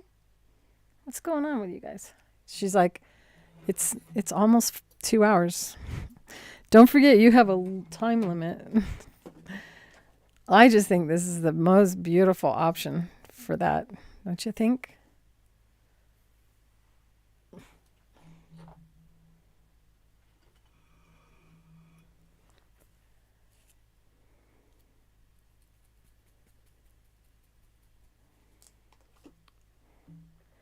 And when I created the Creative feet, sewing machine companies only had about 15 feet. Then they started copying my techniques. In fact, I used to sell directly to many of the sewing machine manufacturers that ended up copying me in the end. And that is why I painted my machine. Because one of some companies painted or copied me. Now, everybody involved in that has passed away because I was in my early 20s and I'm now 59. So I don't really like to tell you the sewing machine company because I don't want you, getting mad at them because those people aren't involved anymore. But this one foot, because of all that it can do, replaces like 27 feet that sewing machine companies made that they didn't need to make because we had already made it, including the curved foot, which I don't even know if that's sold anymore. So now I'm using a blind hem stitch, and the one that you want is the one that I'll draw it for you.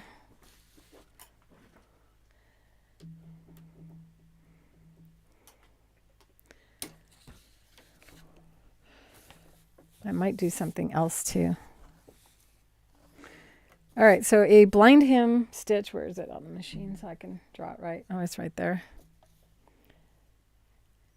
It always starts in the point where if this were a hem, in the spot that it's going to just barely catch the edge.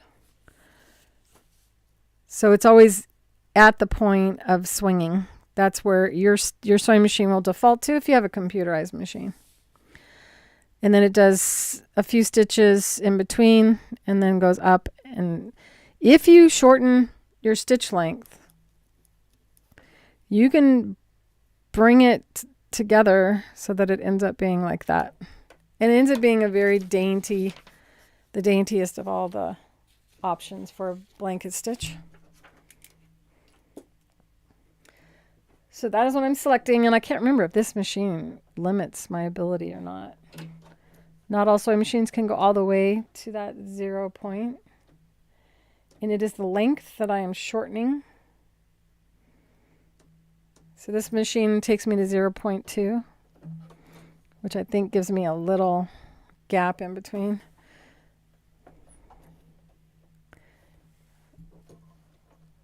Why didn't it start in the point that it bites? Right after I said that's what would happen, it didn't. So now once again, it's always the same. We're keeping the fabrics together and we're not swinging over the wire when we're doing any of these blanket stitch techniques because we want the needle to be right off the edge of the stitch or the fabric that we're sewing.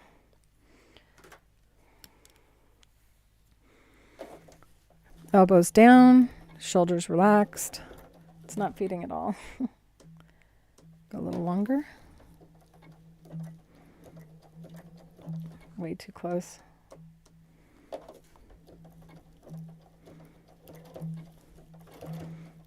I plan on stitching a lot in this circle. So if it doesn't look great, okay, it's moving.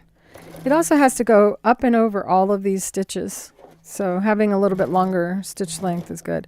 But you see how I'm just keep swinging it around, trying to close the gap between that brown circle and the white guide. And you can stop and lower the needle if you want, if that makes you feel more comfortable. You can see how I can negotiate around curves without having to stop and lower the needle. And I'm not hands down, I'm hands cradling. About to remove the hold light from the back and get ready to quilt.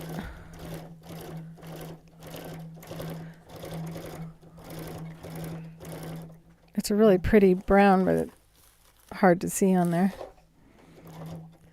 So we lower the needle and then we would just bring it over.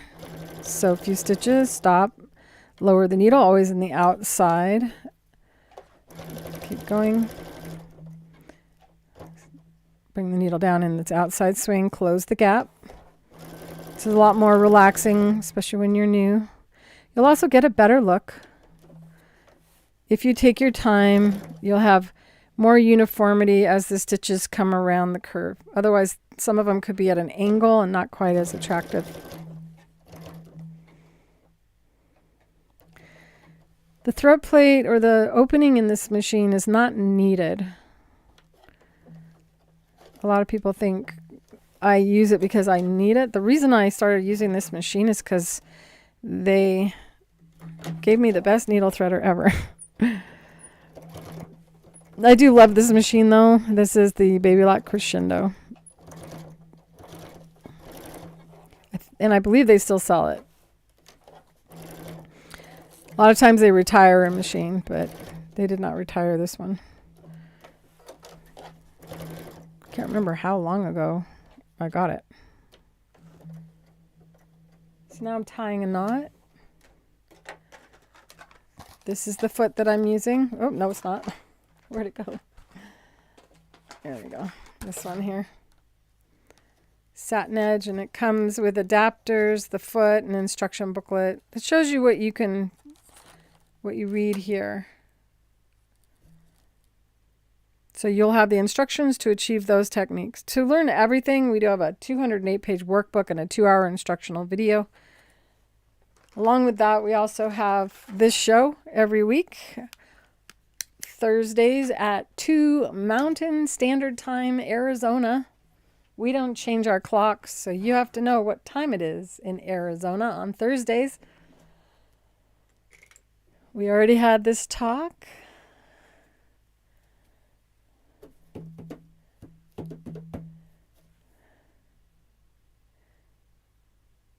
I want to see pictures of this tulip quilt. Does everybody else want to see pictures? I really would love it if you guys would share more. A lot of chickens. A lot of you guys afraid to be judged by your fellow sewers, and trust me, they're the most forgiving. Yes, Cindy, just know that this, even though it has a Baby Lock label, is made by Brother. In fact, this model is some other number in the Brother line, and it's the same machine but with a different body style.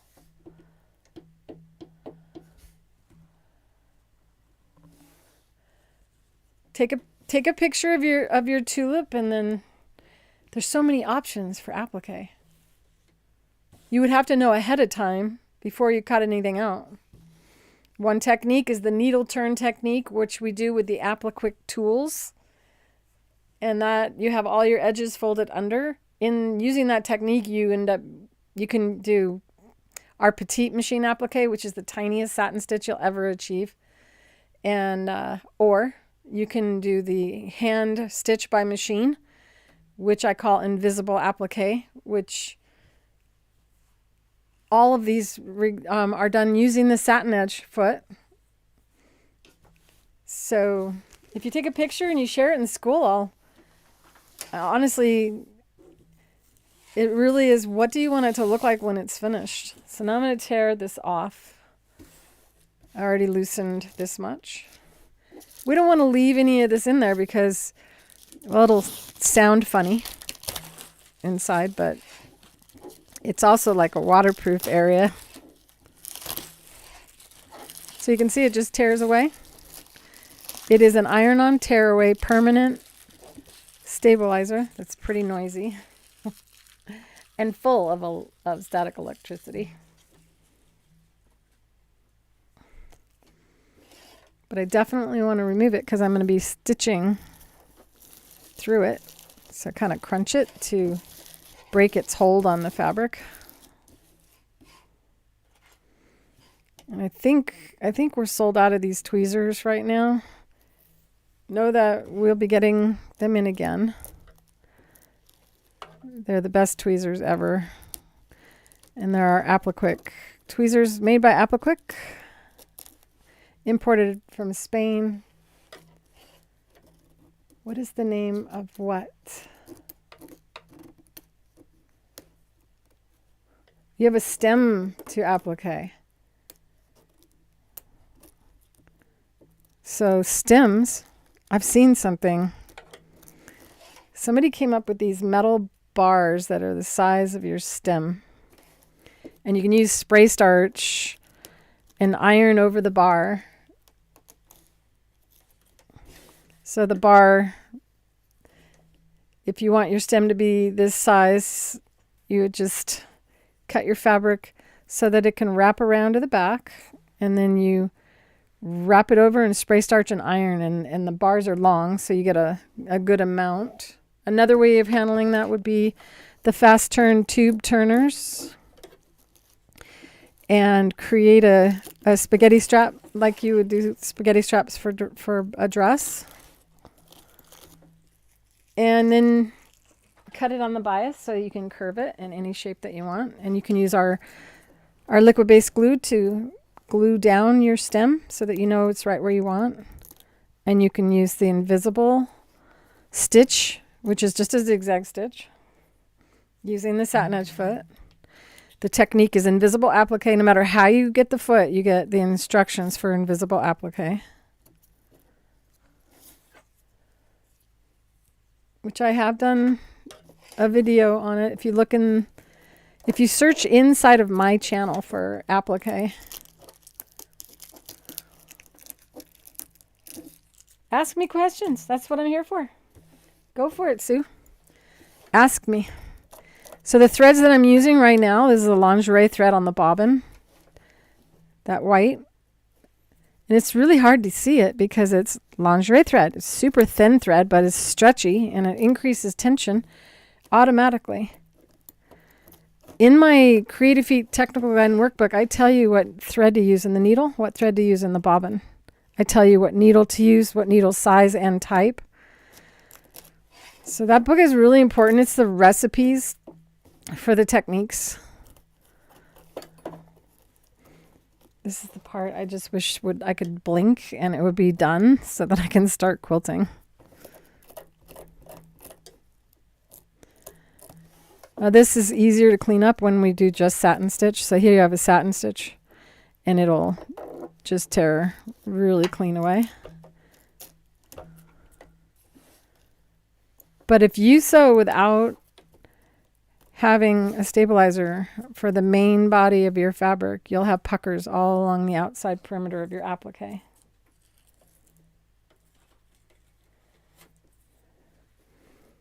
Yeah, I don't know why the Brother would be cheaper than the Baby Lock, other than the store sometimes if you're doing with like embroidery, there's a license from Disney. I don't know. I think that is the license was with Brother. But a different company buys them from Brother and then puts the Baby Lock label on them. Or is the owner of the Baby Lock label.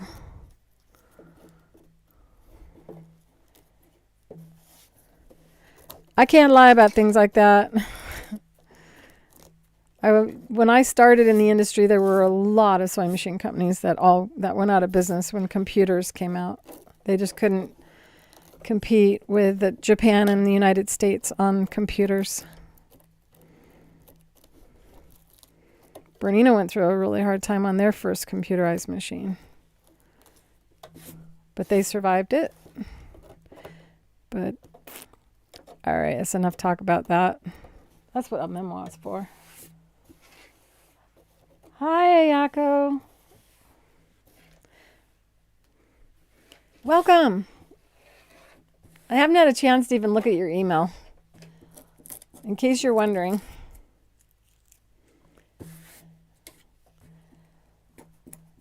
So the thread that I used for the applique, Sue, is the PolyFast found at creativefeet.com. It's 40 weight polyester.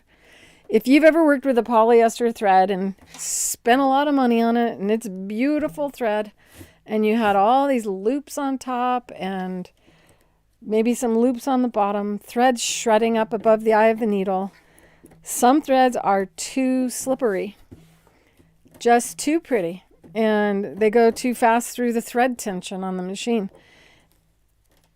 And so your tension discs are smooth and the thread goes through there and then it just kind of falls through and causes an inconsistent tension. If you have trouble with your polyester threads, then you can do, sorry, this is the worst static cling. You can take your thread and add another seam guide to your sewing machine. You can do that several different ways. One is to take a paper clip and attach it to anything you've got on your machine and just make a loop and then go through the loop, come back around and go through the loop again. And that will help all of you with your embroidery machines as well. You want to make sure that your thread has a little bit more tension than some of these really shiny polyester threads. We carry a really shiny polyester thread, but it has a quality that is unique to all of the other companies. Is diamond cutting, or it's on our website, the terminology. And it's made by Wonderfill. And it's got this insane shine to it without it being too slippery. Which, if you can imagine, I'm here, I'm live.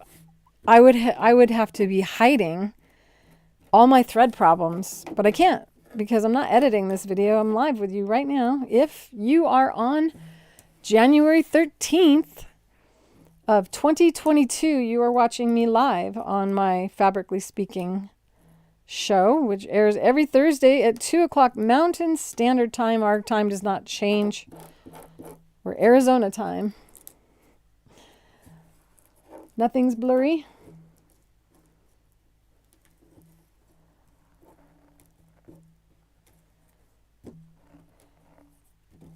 I have probably 13 Janome sewing machines. I don't know how many Baby Locks. Brother, Berninas, Fofs, Singers. I have all of the most difficult sewing machines to fit a foot on because I make feet to fit all machines. In order to do that, I have to be able to test them on the machines. So I have shelves of sewing machines and most of them are painted.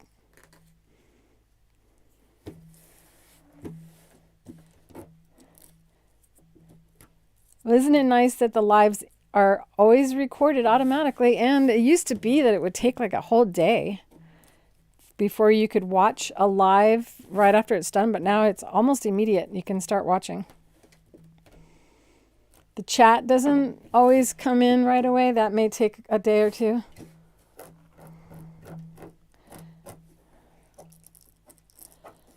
Holy cow, what did I say?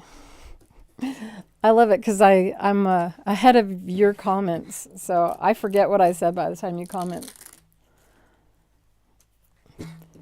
Is this boring? Ugh, what a chatty day.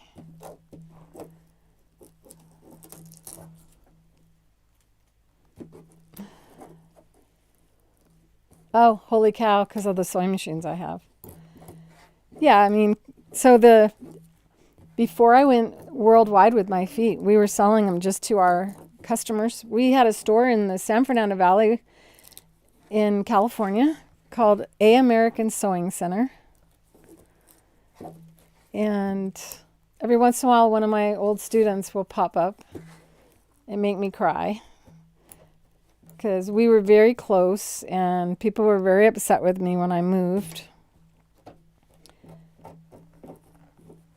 But the very first, before I launched the company, I had to be sure that they worked on all machines. I mean, it was very scary, that first show that I was going to go to. I had no idea who I was going to meet.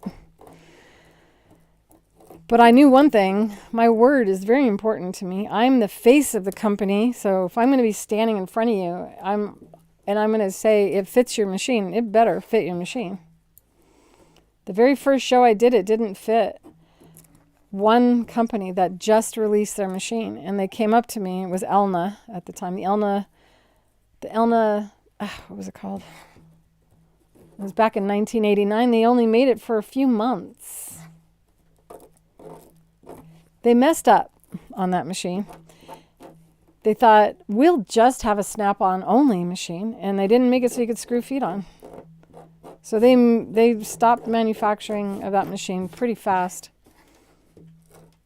But we were at the show and they begged me to make our foot fit their machine because we were the busiest booth in the show. Tons of people around us. This was a wholesale show surrounded by sewing machine manufacturers. I was naive at the time, thought I could trust everybody.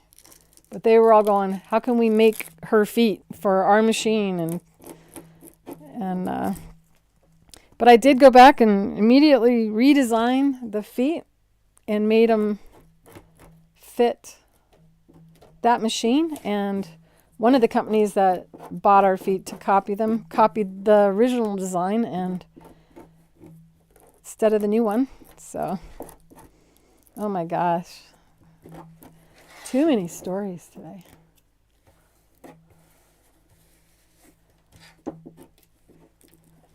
Yeah, the sewing machine companies make a whole bunch of feet. They're afraid that you're not wise enough or alert enough or smart enough to follow directions. So what they do is they make one foot do one thing and they lock it in pretty good so that you can't hit something on the foot.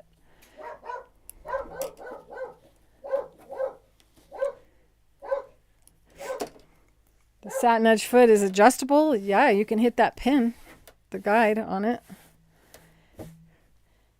But once you get the hang of it and know that you can do it and hit the pin, hit the guide, hit the guide, hit the guide, break a needle, hit the guide, break a needle, and the foot's still fine, you just broken needles. I have hold light all over the place.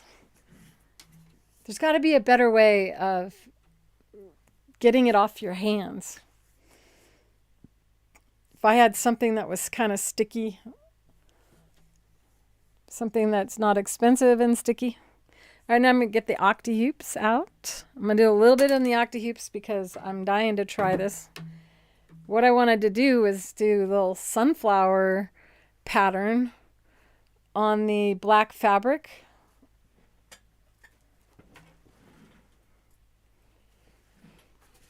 Like I did here.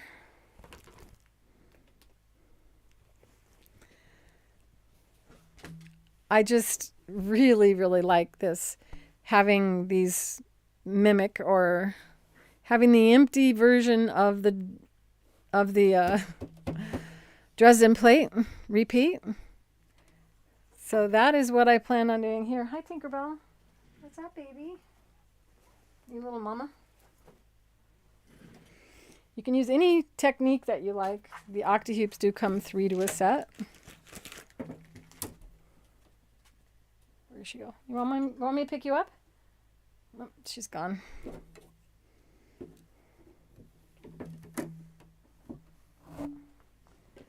I usually have 3.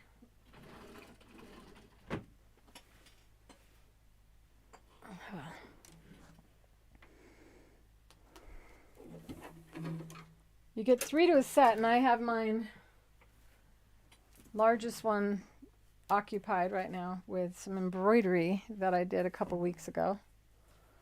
And I really do want to finish this. You want me to help you get up, Tinkerbell? Come here. Nope, gonna run away from me.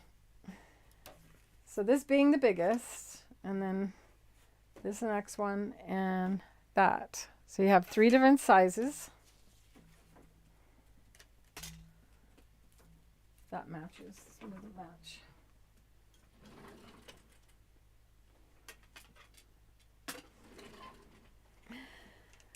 I shouldn't worry about them matching. They're not the same colors they were.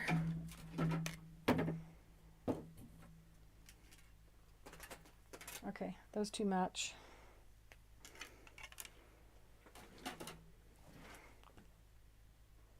Okay.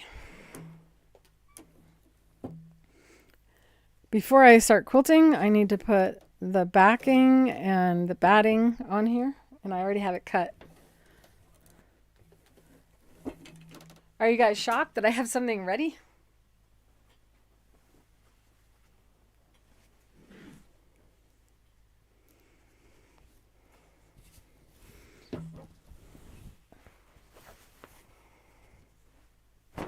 Still some hold light hanging on there. The important thing when you're doing quilting is that your back and your batting be bigger than the area that you want to quilt. I don't talk about it enough because frequently I'm just not thinking straight when I'm preparing to go live, and I shouldn't have cut this to size yet. I should cut it to size after I quilt, and that allows you to get all the way up to the edge because you would still have fabric sticking out past it. So I would have about 5 inches of batting and fabric going all the way around, and then draw a line of where you're going to cut that actual placemat out. It's a lot easier, but I do like to also show that once you get the hang of it, you can quilt all the way to the edge. And you can also quilt after something is bound, because we don't have any way of stretching our fabric out of shape with the Octi-Hoops. So if you've ever quilted and they were told to start in the middle and move your puckers, or the, what do they say? Move your fabric out. And that's pretty much you're stretching your fabric. We don't want to stretch our fabric.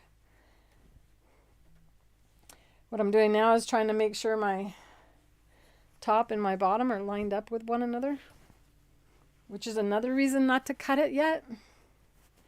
Always make sure your back of your fabric is bigger than the top, so if it shifts at all, you don't have to worry about it not being like you quilt all the way to the edge and then there's no back.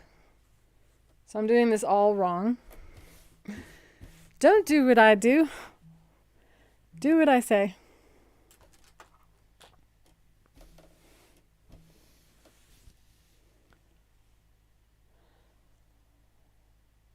So that's an interesting topic, because a few years ago I broke my shoulder and I had it in a sling for months.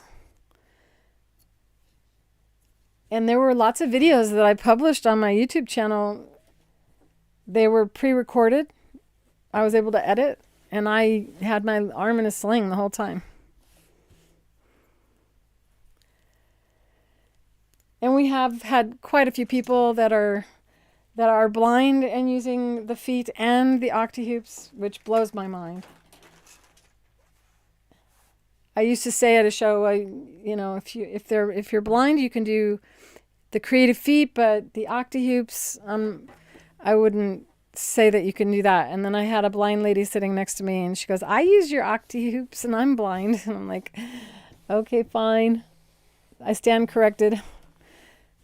They're just so brave and so inspirational.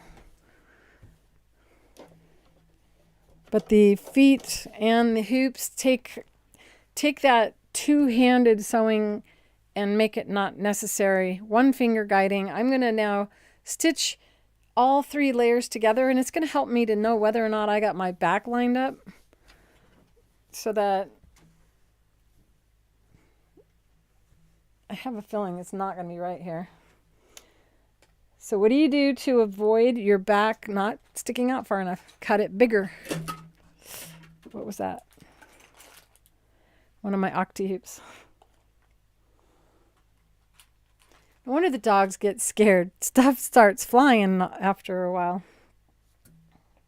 So now I'm going to use a straight stitch, left needle position. I want to get my needle a 1/4 inch away from the edge. I feel like I lined it up, and one way to be sure that you did is to just take pins and go like that and poke it through. So we can see that the back is way far over from there, and I could move it a little bit by a little bit. Can do the pin from the top too. Now I can see I'm way far in. Or I could just cut another piece and not go through this and show you how it should be done. And that is what I'm going to do.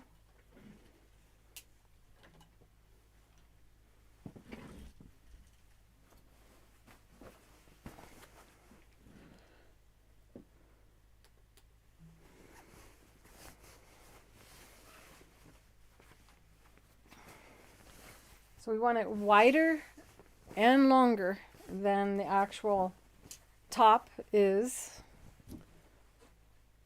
If it's bigger or the same size as the batting, then I'm good to go. So much batting fuzz on that.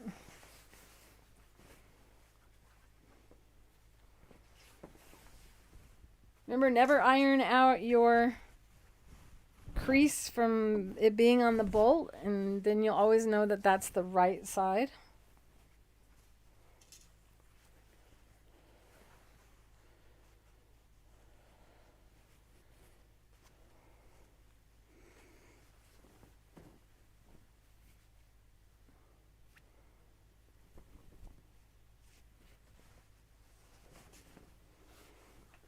So if you're wondering if you just need the back fabric to be sticking out, really want the batting and the back to be 5 inches wider all the way around. For the easiest possible time doing quilting with the Octi-Hoops. I keep bumping this microphone, I'm so sorry.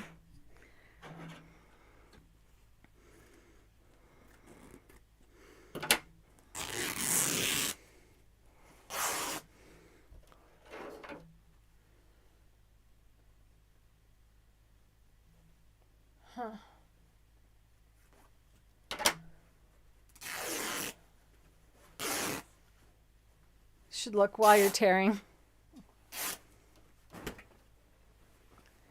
All right, there's the back. And now when I go to stitch the top, and we do that first so that it can't shift at all.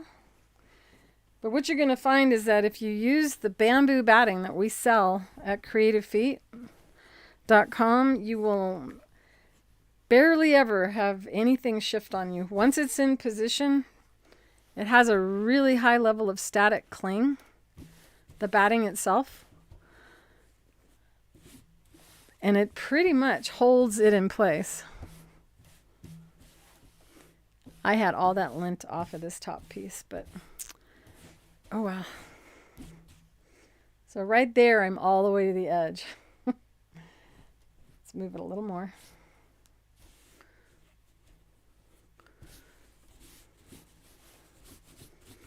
And I'm going to put binding on. I really want it to be this size when I'm finished, so that's partly why I'm going through this. Shouldn't have cut it yet. Should have just drawn the line. Okay, so now I'm going to kind of show you why the bamboo batting is such a great option.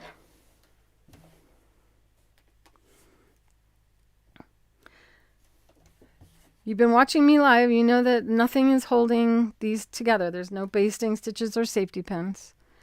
And I'm grabbing the top fabric, and you can see how it lifts everything up.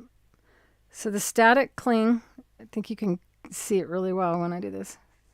See how the batting is holding on and clinging to that top fabric? So it's really enough to hold it in place. Since we're not going to use a foot, we're not going to be pushing the fabric. We're not going to be putting our hands down. We're not going to be spreading it out of shape like you would do with traditional quilting techniques.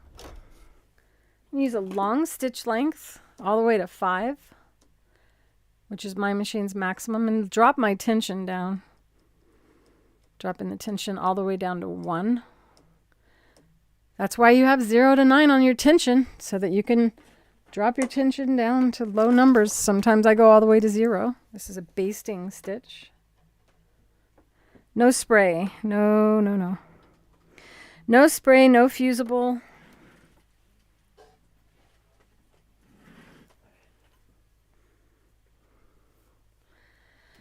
What I have found is that if you use a spray adhesive, that it actually, especially the temporary spray adhesives, just they never set. So it's sticky and it's sticky and it's sticky and it gets all over your needle and goes down into the hook assembly, gets caught on the thread, and the thread wraps around your hook, goes underneath your bobbin case, and you can end up with skip stitches, loop stitches, shredding of the thread above the eye of the needle. Just super frustration. But not only that, when the needle exits, it pulls on the quilt and lifts it up. No matter what foot you're using, no matter what technique you're using, these things will occur or can occur. If I ever used a spray, I always used permanent, and I would spray the batting, not the fabric. But I have gone away completely from spray-based for quilts because I don't need a foot when I don't have adhesive or fusible. And I want to be able to see when I'm free motion quilting. So it's far better to not use the spray-based, and the batting is your answer for that. So it in essence holds 100% of the top and the bottom to the batting and won't let them shift. So you won't find little puckers on the backside of, or little pleat looking things on the backside. You should look before you start sewing to make sure it's smooth, which I didn't do because I got so much experience with it. It's awesome. So I am now just going to stitch around using, as I mentioned, the longest stitch length the machine will do. And I'm going to try not to talk so much so we can get to some of the free motion quilting before I end for today, and we'll finish it up next week. Keeping my eye focused on the front of the foot again, making sure there's no gap between the top fabric and the white guide. I should lower my foot pressure. Foot pressure is how hard the foot pushes. And when you have it on its lightest, I can lift the foot up with my fingers. When it's on its strongest, I can't. So that makes it so you don't have any pressure to cause shifting. You can also use a walking foot if you want for this. This would be one time when it would be beneficial. And I usually use an 1/8 inch seam allowance. Oops. Keep pushing the wrong button. Needle or elbows down, shoulders relaxed. Try not to pull on the fabric. So basically we're just securing all these layers together, and I really should have used an 1/8 of an inch, but it's a basting stitch, so I'll be able to remove it. I usually leave the basting stitch in there. So I've moved my guide instead of my needle, but you can move the needle as well to achieve the 1/8 inch instead of the 1/4.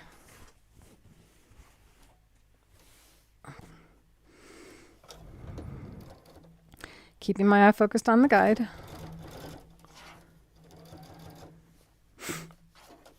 Right.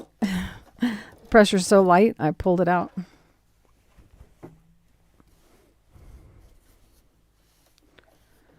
Oh, I forgot one step. I'll bet Amy was saying it. You should have used the glue, Claire. This is when you use the glue. I don't know where my glue is. Hey, baby. You want me to pick you up? Nope. The dogs are ganging up on me. They start to at 2 hours. Always clean up your fabric so you don't have those fringes. Why am I sitting so awkward?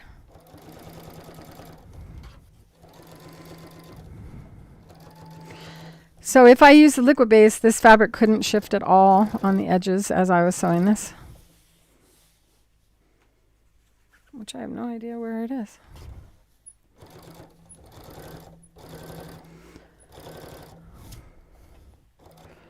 It just would have taken longer.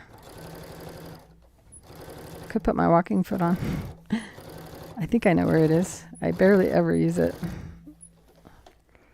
Needle down.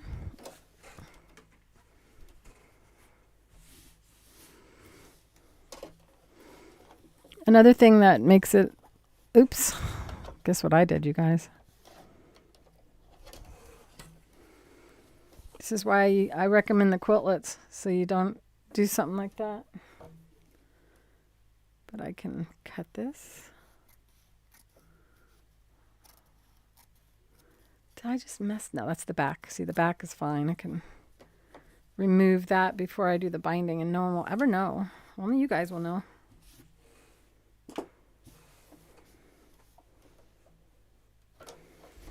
I just have too much stuff. You can see here, I'm getting my pile's too big, and it's causing things to get caught.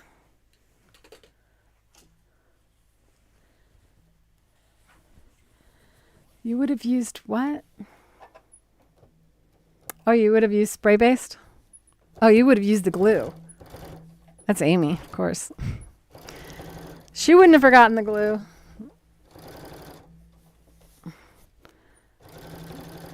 We're talking about liquid based. I must have used it for something. Carried it off. Oops. I never want to run out of it because I took the last bottle. So I keep myself from just grabbing another bottle if I can't find it.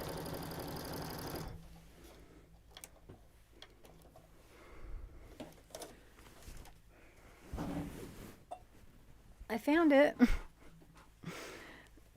Ta-da.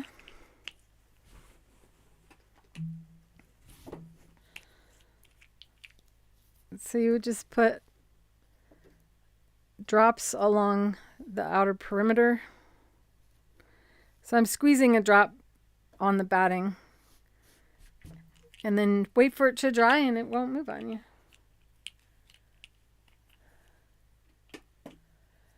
Yes, no spray, no spray. No spray, no safety pins, no basting stitches other than this one. This is the only basting stitch, but no hand basting. No, no, no. Close as you can get to the edge because we're going to put binding on, and if you get it close to the edge, then you don't have to take the basting stitch out. It'll just be inside the binding and no one will ever know. I'm sitting off to the side. When you sew, you're supposed to be centered with your needle. And I have these things. And so what's happening is I am actually sitting to the side of my machine, even though from your perspective, you can't really tell that I am. And that's what's making me have such a hard time sewing straight. So always make sure you're centered with your needle when you sew, and you'll have a much easier time guiding a straight stitch. So I was like getting a gap in there.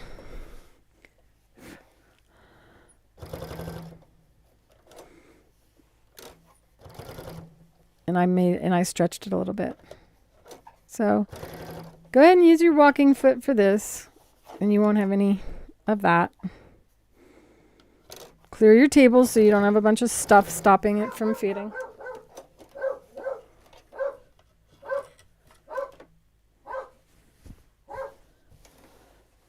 I'm getting a delivery, I guess.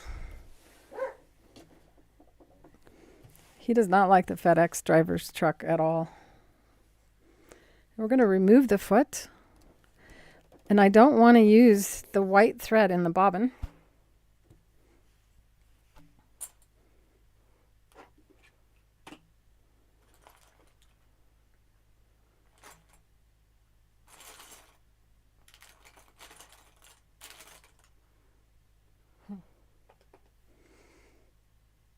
Are you coming here to tell me that there's somebody at the door? Did somebody came to the door and dropped something off? Where's my screwdriver?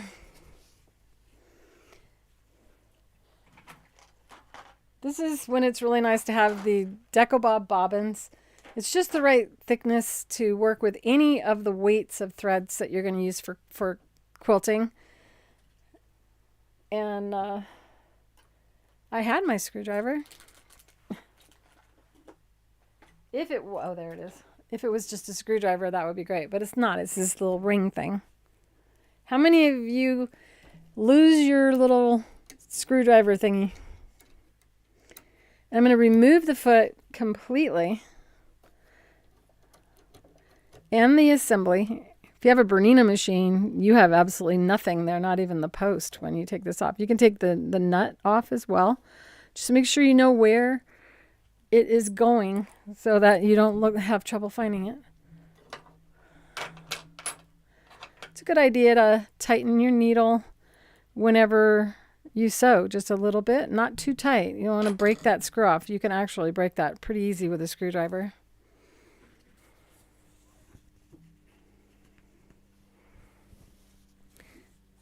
Yeah, liquid based is the glue that you saw me use.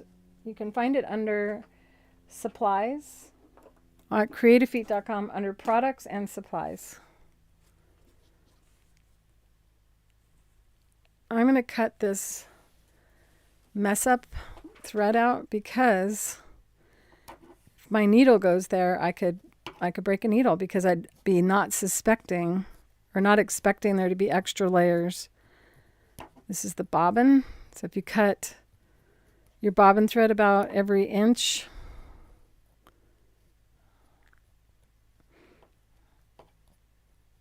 if I can grab it, I don't have my, what are those things called? Seam ripper?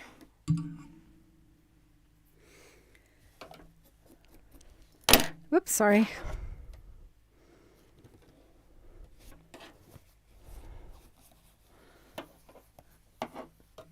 This is partly why I recommend the Quiltlets, which are those elastic straps.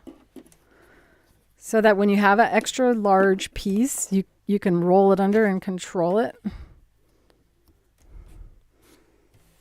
Okay, there we go. Now I don't have to worry about that.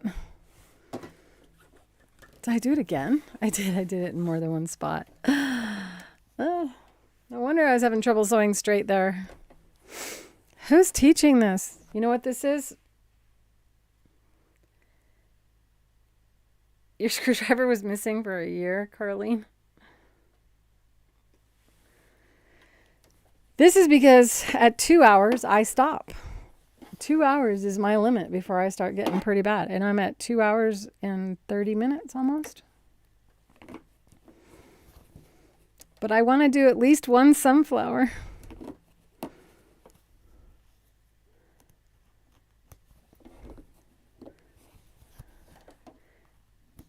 That's why it wouldn't sew straight, you guys.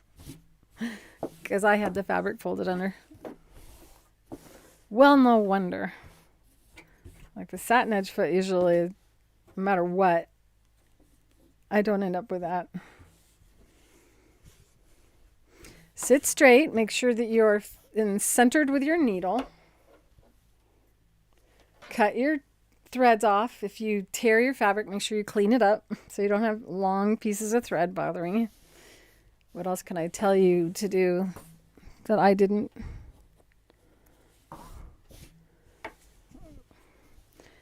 I got to cut a little bit of this. Because I made puckers where I would not have them. Simply because I had the fabric folded under. Live. No edit. Ugh. I hope that wasn't too loud.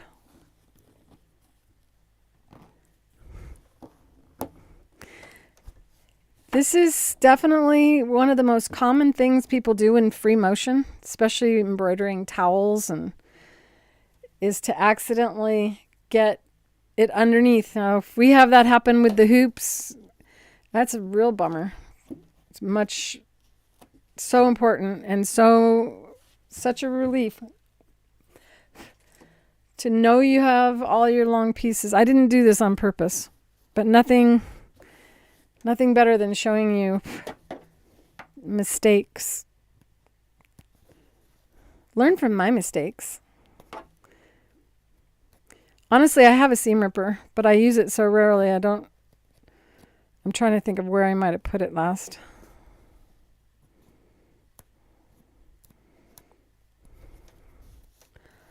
This is the day after my birthday, so I'm still a little alert in the celebrating.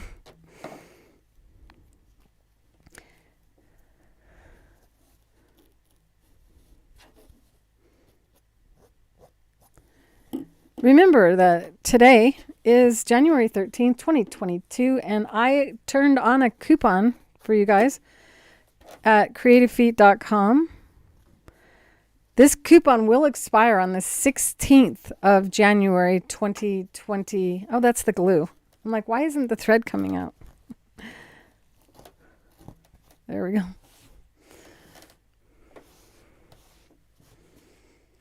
Okay, done with that. And the coupon is BDAY10. Stands for birthday and 10%. And you'll get 10% off your order. And if you purchase over $49 worth of items, you can also choose the free shipping option. That's within the United States. If you're outside the United States, we reimburse you some of your shipping afterward. So it helps pay for some of that shipping costs. The glue is so much better.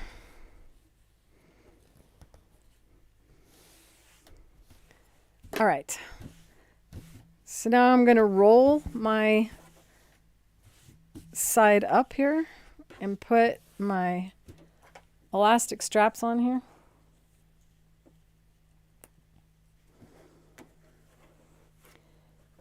You keep your seam ripper in a pin cap. Ooh.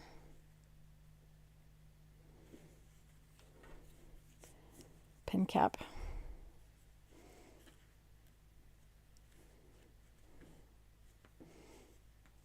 So if you have a quilt that's large, like you're doing a twin or full size or queen or king, you can use these elastic straps to actually carry the quilt along without holding the quilt.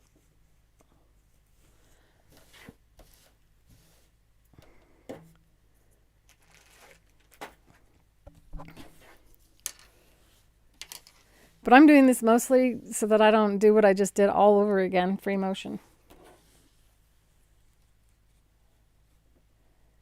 You're welcome for the coupon. Oh, getting the edge-to-edge mat. Yes, you need the edge-to-edge mat.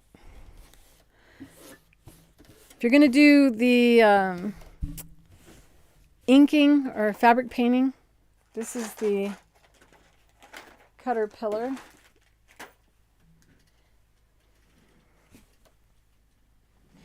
You know, last week I didn't turn it off. It was lit. It was on the lightest setting all night. I found it the next day. So try to make sure that you remember to unplug it. I would just unplug it every time you use it. So see how you don't see any lines. If you're going to, but it has these implied lines. It has centimeter squares going all across here. So you still have the ability to line up your ruler with these diagonal centimeter marks, and then you have centimeters lines on this side, and they have inches, and then they go to the fractions. It's a really nice mat. This is the one for the smaller machines, and this is half of the Ultra. And right now the Ultras are out of stock. They're actually on a boat in Long Beach in the harbor waiting to come onto the U.S. soil. Thank you for any of you that are waiting for the Ultra, for your patience. I know that Caterpillar is probably so sick of us emailing them. All right, so the mat that comes with this has lines like a traditional cutting mat does. But what's really neat about these mats is they don't slide on the surface. They have a sticky quality to them without being sticky that keeps them from slipping around on your table. I know it's time. I know you guys are ganging up on mommy. So I want to do a sunflower. And should I do it in gold? This is when I like you guys to vote. That way, if I don't like it, it's your fault. No. Help me choose. Remember, I'm just going to do like an outline of a sunflower.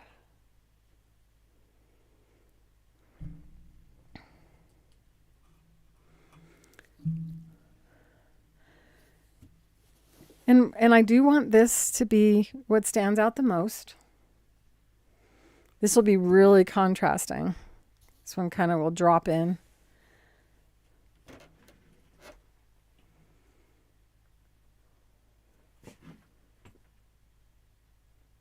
I'm looking for other options while in case you're wondering why I need to step away for a minute. I'm going to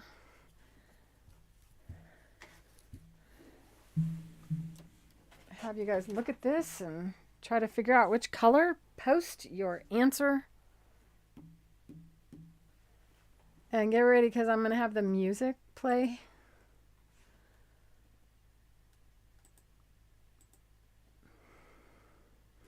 Be right back.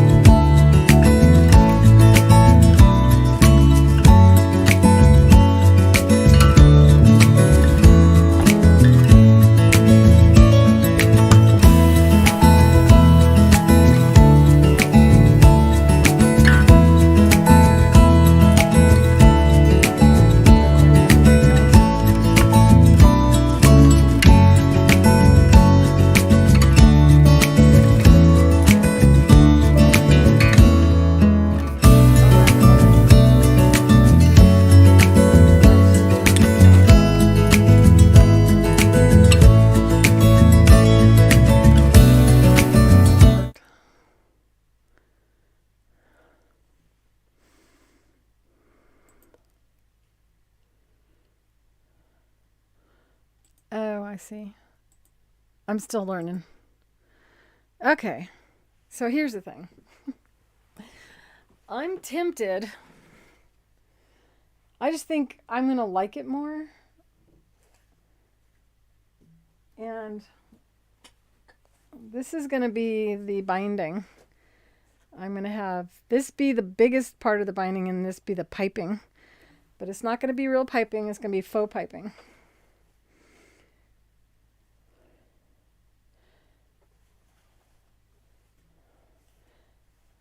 I don't know. Decisions. Here's the thing. If I don't use 40 weight thread, it's not going to show up as much. And that is an important thing to think about.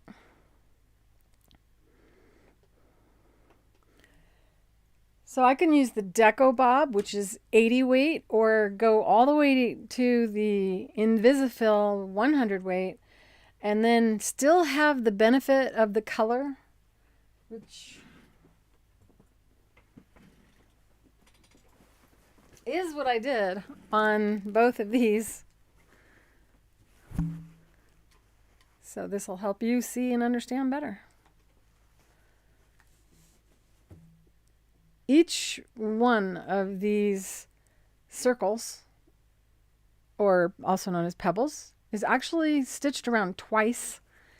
And it would really show up if it was the 40 weight polyester thread, which is what we use when we do the satin stitching, when we want our blanket stitch to show up or embroidery to show up. Is that Amy saying bright yellow? Nope, Mary. Oh, we have a troll.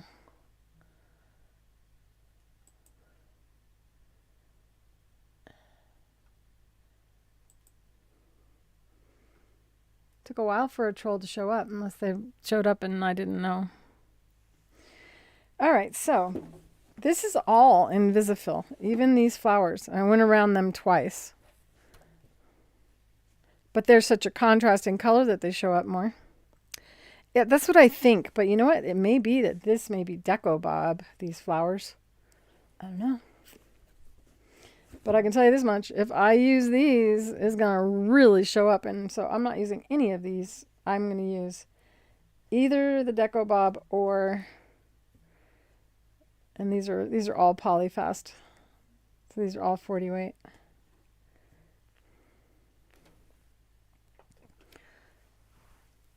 So, time to put these away.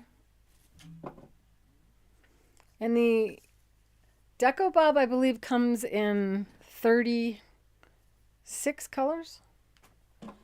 And the Invisifil has 60 colors to choose from.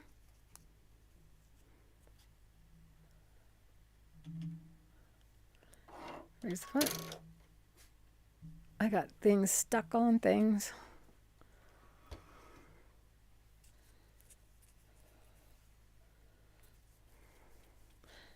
You can cut on the cutter pillar on the mats. Yes, the cutter pillars are designed for the pressure that you apply when you push down against the rotary cutter.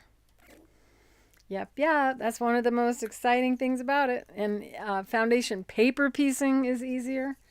You can trace your applique designs by putting paper beneath your edge-to-edge mat and then just trace right over it, or just cut right over it.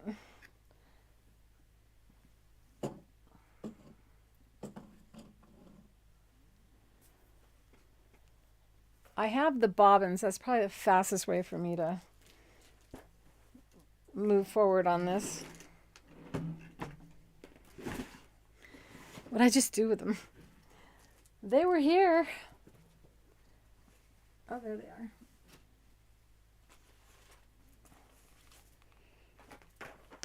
So these are all the colors in the Deco Bob line.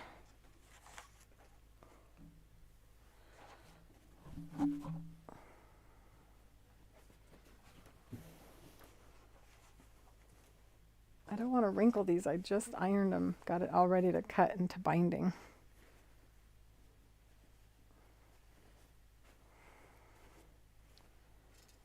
And I'm trying to remember the math on the binding faux binding. I'll have it for you guys by next week when I do the binding on it.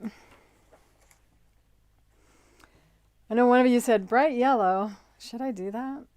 Bright yellow in here? I don't know. I think I'm going to use this one here. What's really nice is you can actually sew from a bobbin. So I think that'll be a good color to do the sunflowers, and that means I'm not going to do the centers. I should do the centers first is what I should do. I'm going to do one sunflower and then I'm going to end. There we go. What do you guys think? And then I'm going to put that on the bobbin.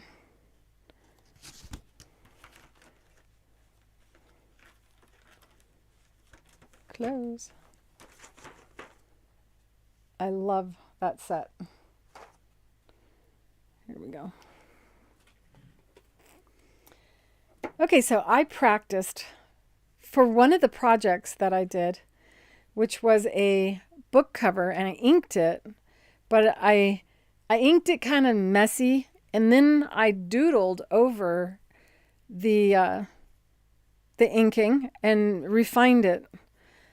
One of my favorite projects that I've ever done, actually, and I love my notebook so much. It's not in here. It's by my bed where I write notes so I can go to sleep at night when I come up with an idea. I write it down, even though I have my cell phone. Uh-oh, my bobbin case cover is missing. These are the kind of mistakes I make when I get past the 2-hour mark. Must have fallen on the floor. No? Nope, I put it over here.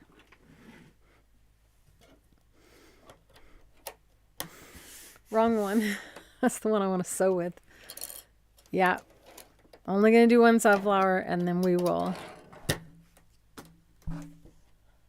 I will feed myself. So on the thread dispenser, I put the bobbin that I'm going to sew with. Make sure it's not caught on the pole. That's below. There we go. And now that... It's not a bad idea to buy that set. Then you have all the colors of the thread, and you can then select from that which ones you use the most to buy the spools. And know that the Deco Bob does come in king size cones as well.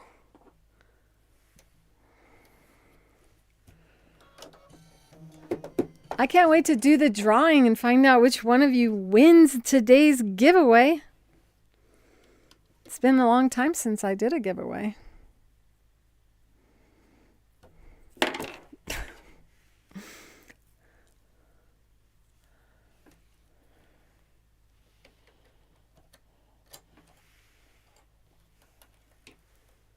The tempered glass mat is glass, and it allows you to ink on it over your tablet without risk of having any wet stuff stain the beautiful surface of your surface.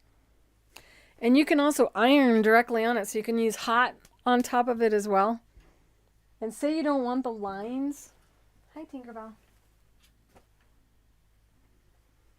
I know what you guys want. I'm sorry. Do you want me to pick you up? She's like, no. You follow me, woman. All right, I wasn't prepared to talk about the tempered glass, and I keep it away from my toes because it's very heavy. The tempered glass has lines on it. But if you flip it over, you can take a razor blade and you can clear away all of the lines that you don't want. So you can have, you might want to buy two, have one with lines and one without. Because when you have a bunch of lines, it does make it difficult to see through it when you have a image like the koi fish. It'll be a picture that you guys put beneath your tablet, and then you can paint over that.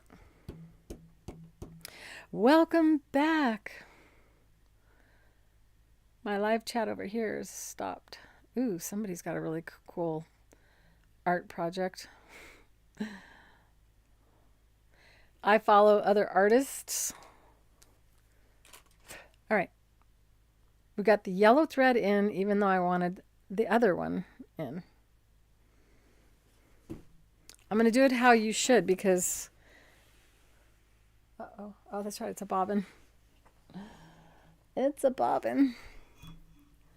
Somebody in the school today said she did everything how I did it and it worked. And so if I don't do it the right way right now, I'd be showing you how to do it wrong. So we're going to start with the center. And I'll stitch on that too. See how excited I get? You know, I never thought I'd ever like free motion quilting because it was so hard to do. Just a couple minutes in, my hands hurt so bad. I dropped the bobbin.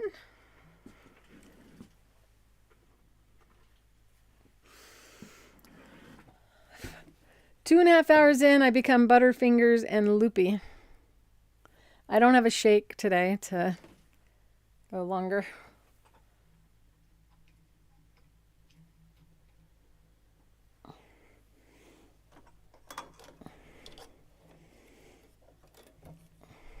I do have vitamin drink though.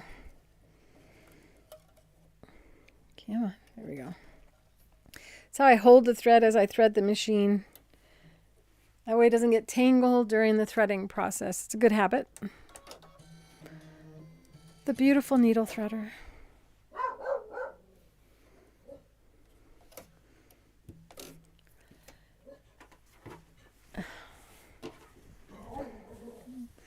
Oh, he's so vicious. I don't know if you can hear him. I want to quilt in the middle, but I should save the sunflower for next week. I'll do one of the... Sorry for licking my fingers, you guys. That's a habit.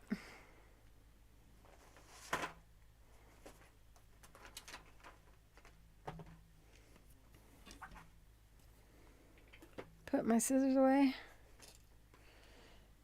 Every week I clean up and organize. For those of you who put down that you are having a hard time staying organized, I would recommend getting Tupperware. You know what this is? This is a container that I buy that has vegetables that are dehydrated. It's a great snack with different squash and green beans, and the container is really sturdy, and I use these, and also I get spinach in a bigger one, and I wash those, dry them out, and those I use to help organize. So if I'm working on a project, it's got lots of little things, I'll put it inside of there, and because it's clear, you don't lose it like you would if it was in a box or in a multicolored Tupperware container.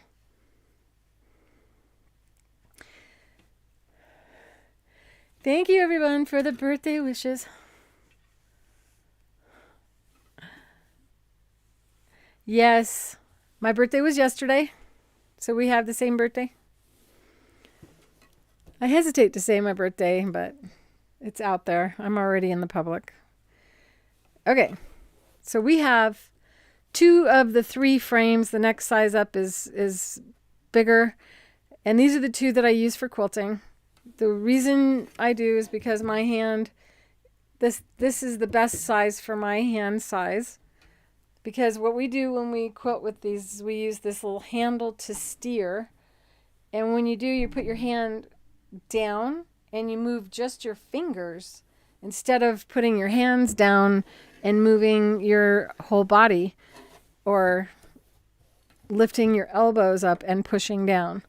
If you've ever had a hard time quilting before, it was probably because you were doing it this traditional way, which is hands spread apart, pushing down against the smooth surface of the sewing machine, which makes it sticky.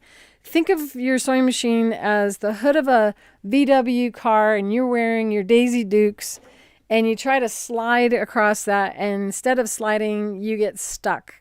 So that's always how I kind of picture quilting, or anytime you push down, that's what happens to the fabric. It sticks and it jerks. So you get short stitches and long stitches and short stitches and long stitches, not to mention the physical strain that you'll experience across your upper body and your shoulders and your teeth, because you're clenching your teeth and squinting your eyes, trying to see and look around the foot that is in your way. And all of those problems are gone with the Octi-Hoops. So we take and place the medium-sized frame beneath, and it lifts the quilt up above the bed of the machine. It's really slippery, and it doesn't scratch your sewing machine, so you don't have to worry about that. And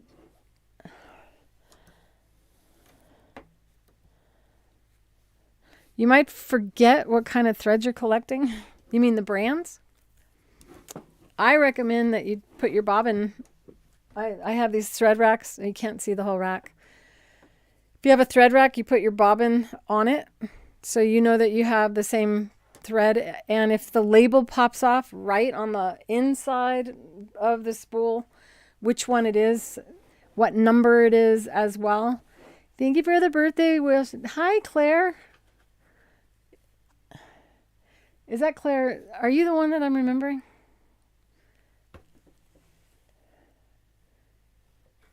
No, that's Claire. There's not that many. There were not that many Claires in the world. Now they're everywhere. Lots of little Claires running around there.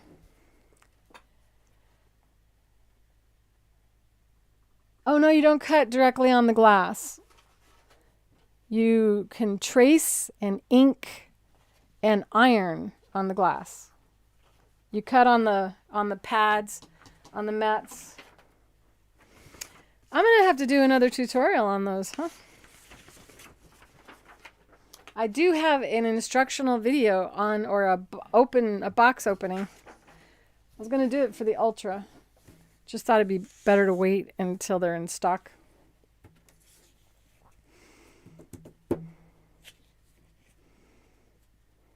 Oh, my blog at creativefeet.com. We did a blog on thread. So all the threads are listed there. The only ones that are not there is the jean stitch thread.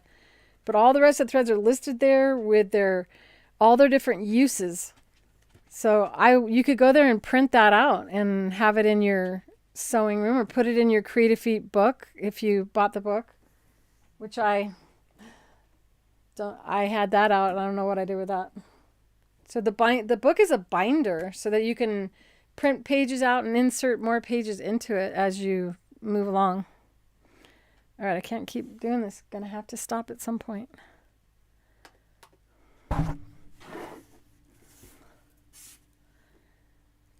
So what I did was I doodled for days. I practiced before I ever got onto a quilt. Did you hear those words? I practiced for days. At the end of every day, I got out a notebook, an art book that I have, on the couch, and while watching TV, I practiced doing a sunflower without drawing it first, so that I could quilt and doodle. So you start with a center circle, and then do your next circle, and notice I'm going around twice, and then I did that. And it's hard for me to do this while talking. So now I have a flower, right? A cute little flower. And now I'm going to drop the next circle. Remember, when you have your sewing machine needle, you can't stop, tie a knot, and pick it up. I mean, you can, but it's just, the whole point is to not pick up your needle. 1. Notice the size is a little bit smaller now. I go right, left, right, left. I can doodle it better when I'm not saying it. Now, once again, we go up again into the V's. Right, left, right, left. Notice I'm getting smaller again. These are the sunflower seeds in the middle of the sunflower. And depending on how big you want your centers to be, because sunflowers frequently have bigger centers than other flowers do. Tinkerbell's doing downward dog stretching. It's so cute. Her little tush in the air. Notice that each row got a little narrower in the diameter.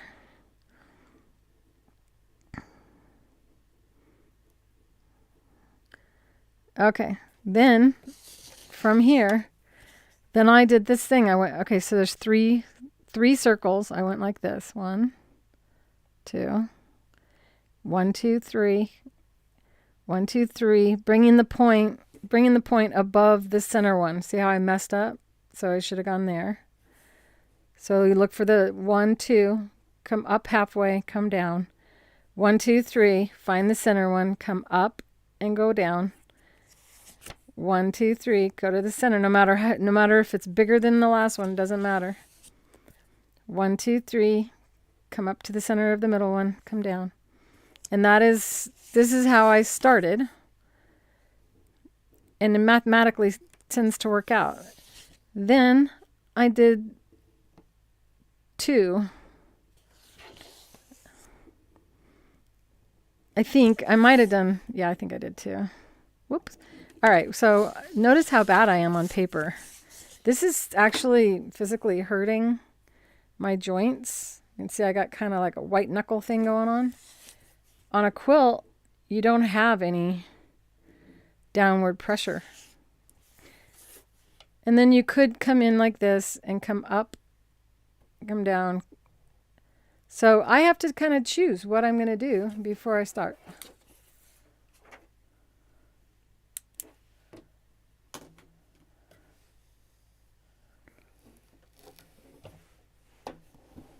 Yeah, don't cut on the glass and don't iron on the mats.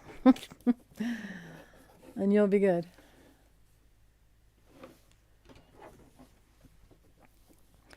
So the first thing I'm going to do is I'm going to do 1 flower. I'm going to do only 1 flower and then I'm going to end, and I will see you guys next week. You lower the foot, you bring your bobbin thread up. Make sure you lower the foot, even though there is no foot attached to the machine. How you use these is you bring the corner of the one beneath it and the corner of the one on top together. Just one corner. Can't bring any more than one corner together, and you'll see why here. Because of their shape. You can only bring one corner together at a time. The rest have space. That is enough area of connection to lock the quilt in the frame so you can move in any direction and the quilt can't escape it. But you're not stretching the quilt at all. Nothing is actually connected to anything. Everything is loose. The top frame is loose.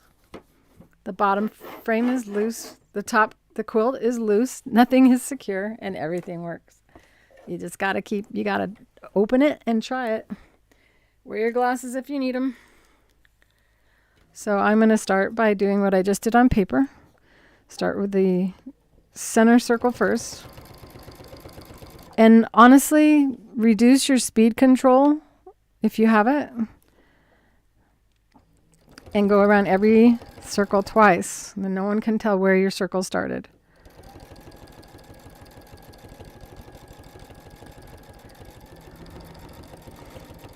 Out loud to yourself say, I would like all of these circles to be the same as the first one I did.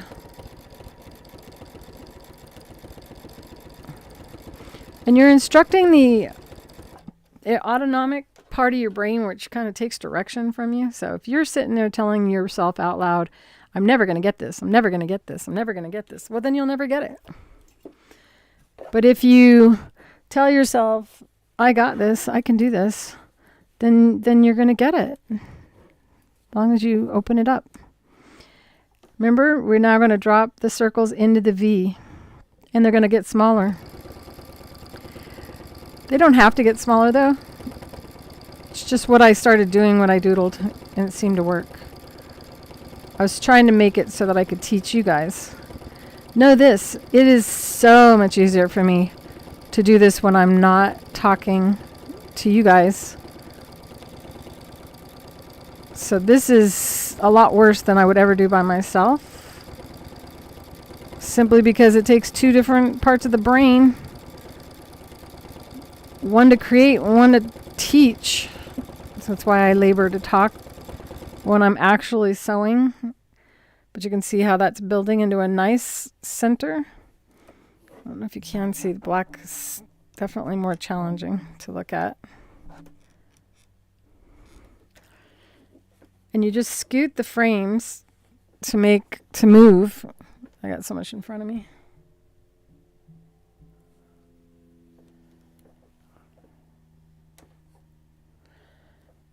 I can't wait to do the drawing. You have to have participated in the chat in order to be entered into the drawing. It takes us a little while to get all your names on paper, cut in little pieces, and actually drawn. That's how we do it. We won't be able to do that if we have thousands of people watching.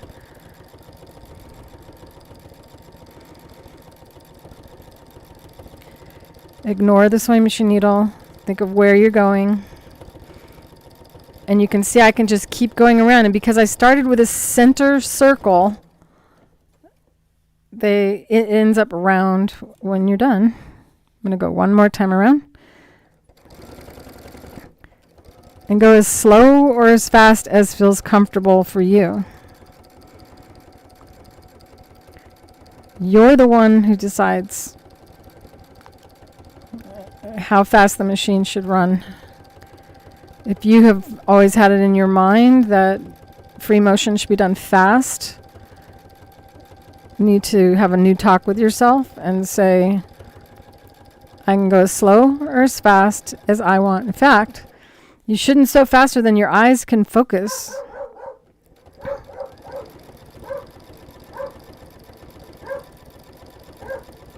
Around and round and round I go.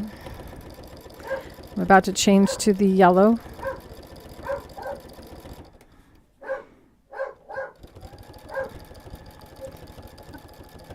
I guess you guys can hear the dog.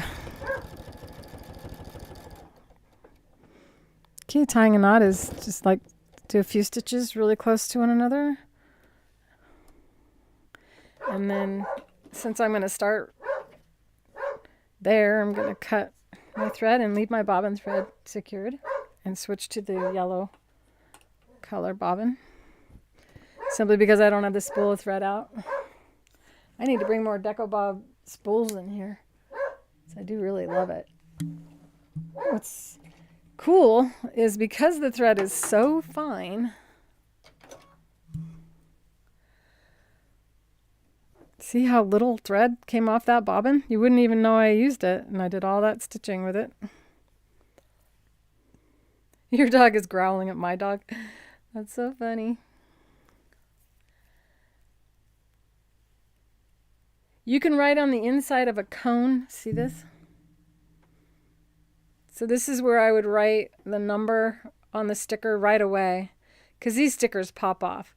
Write the name and the right in here with a Sharpie marker, because that can happen, and then you have no idea what that is. I know what it is. I know this is Invisafill. I don't know what color it is, and that can be a bummer when you go to reorder something. Yeah, isn't that neat? It's kind of, this one's actually like a chocolate brown. I wanted to use that burgundy, but that was in the PolyFast. And this is the Deco Bob. I'm going to get a cone of this and use it to finish the quilt. Because the whole point of getting pre-round bobbins is to not have to wind your bobbins.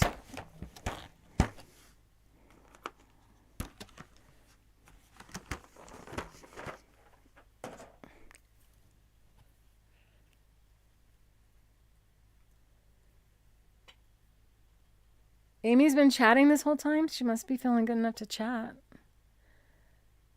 Creative Planet Janet.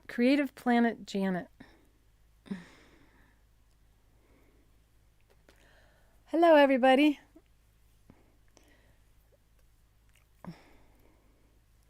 Well, you've landed in the right place if your first name is Creative.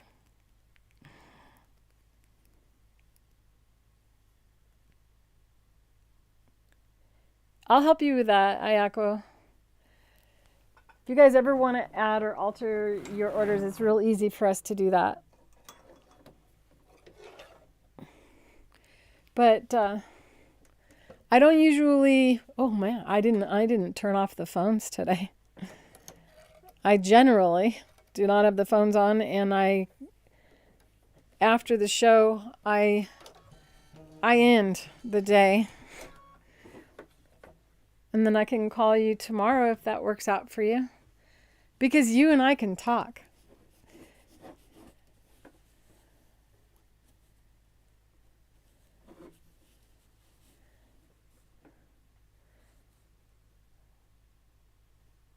Oh, I see. It would be really hard to write in the inside of a spool, like a regular spool, like one of these. You'd have to be really good at writing itty bitty.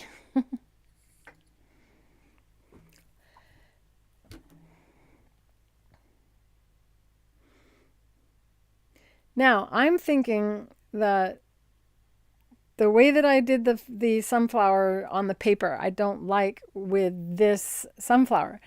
I would like to actually make it look like that. And if I have the picture of the design facing me or near me, then I'm less likely to mess it up. So I'm going to be doing relatively big petals and having them overlap.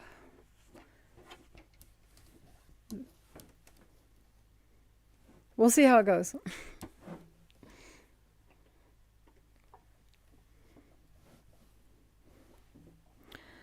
All right, glasses.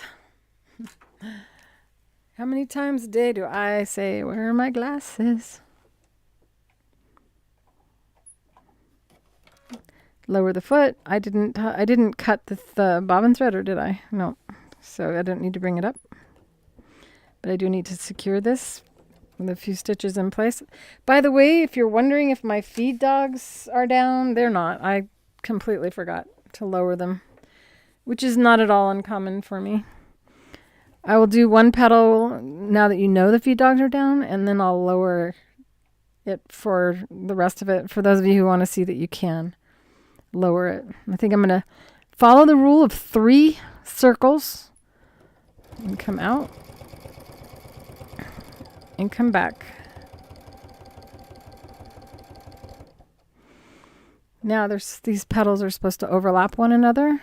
So in order for that to happen, I have to come up to here, and now I can go over, looking for the 3rd petal or circle. That was way small. I should have done them smaller. What was I thinking? It's the first time I've done it. It's all right. It's just for me. This is where the lamp's going to sit.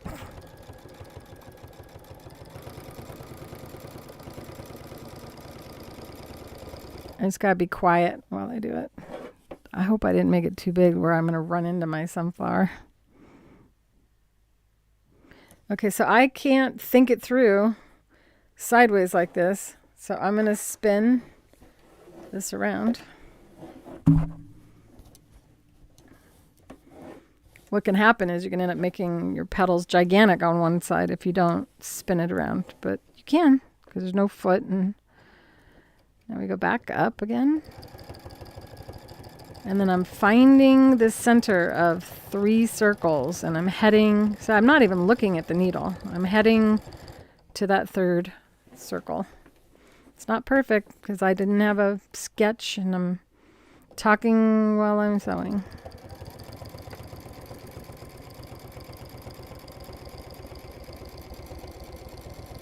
I definitely do a better job when I don't talk while I do it. Oh, I kind of like it just like that. I like it. You guys like it? Come up. Ah.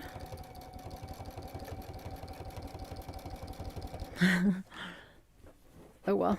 It's not uniform. Just think the wind is blowing and the petals are swaying. You don't remember anything you said?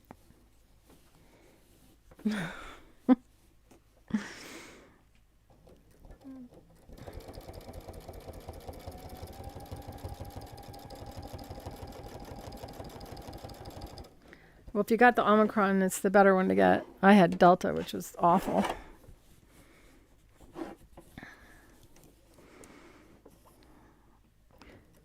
My neck is hurting because I'm tipping my head to the side still.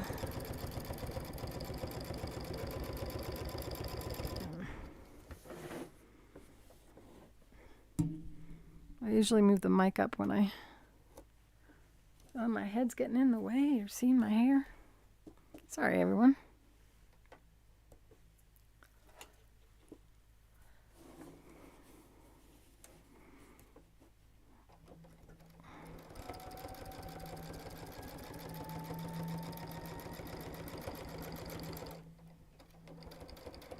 Who says you have to quilt just little circles and swirls, huh? You know what I'm going to do? I'm going to go around because I think it will look nice to have that. I don't want to stop. Now I want to finish the whole thing.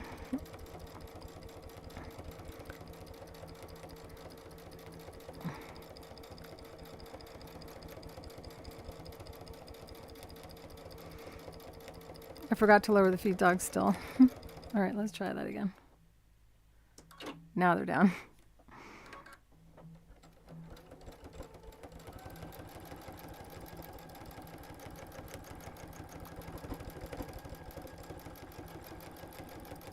Whoopsie.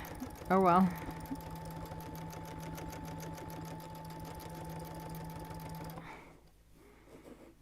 It's kind of fun not to be perfect.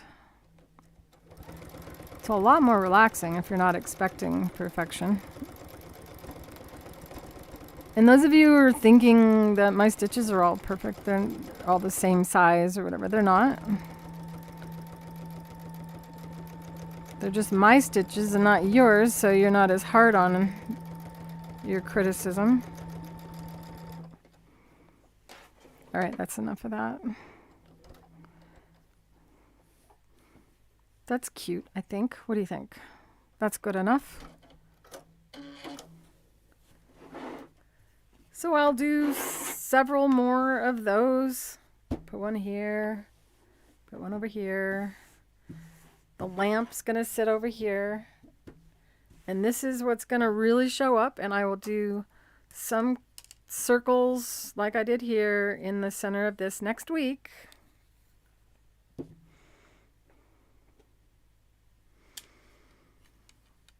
For season 3, episode 4, next Thursday, Mountain Standard Time. And you all just changed your time over the Halloween in October. When spring happens, you guys will all spring forward and I won't, because I live in Arizona and we never have to change our clocks. All right. Plants aren't supposed to be perfect. I agree. Sometimes there's not even a petal there. One just fell off. A bird went, I want some of those sunflower seeds, and takes a chunk.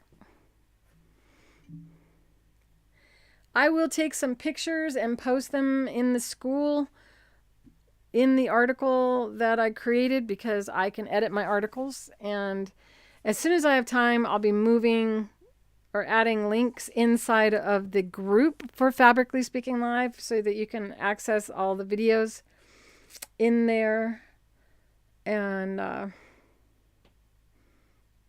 I'll do my best to do it quickly. Sometimes I have the energy to do it. Well, usually someone pops up and goes, "Where's the pattern? You said you would have a pattern." And the pattern, oh, I forgot leaves. You just made me think about leaves, Mary. It doesn't need it.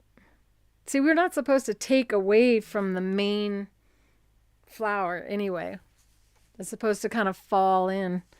If I had done that with Invisifil thread, it would have dropped even lower into the fiber and you wouldn't have seen it as much. So once again, here's a recap. This is season 3, episode 3 of Fabrically Speaking Live. I am Clare Rowley, inventor of the Creative Feet. If you're seeing this after January 13th of 2022, well, the coupon is probably not good anymore, but we do have a coupon that is good now through January 16th, 2022 at midnight. And it is B-Day 10 because it's in celebration of my birthday. Thank you all for joining me today. I can't wait to bring you more. I love spending this time with you guys. You know, when I talked about not doing it is because I was sick. Once I got over COVID, I was like, yeah, I'm back.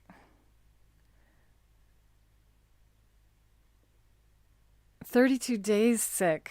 Oh, how awful, Carlene. Every once in a while, I still, think there's some residual thing where I couldn't clear my throat. Bernina B530 is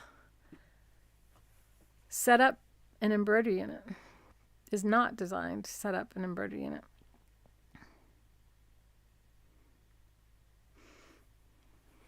Oh, you mean you could have paid extra for the embroidery function? And you don't need it with the Octi-Hoops. Oh, they're so much fun too. Even people with an embroidery machine that like to embroider like to actually make it different than everybody else's by adding their own designs to it. So one of my favorite things, I thank God every time I use these, I thank God that I was inspired to make these. I actually was designing them for 16 years. And it was based on my dad's hoop it all design to some degree. And I was trying to get him to make one. And he's like, no, I'm not going to do it. You go ahead. And then I had it the next day because I'd been working on it for so long in my head.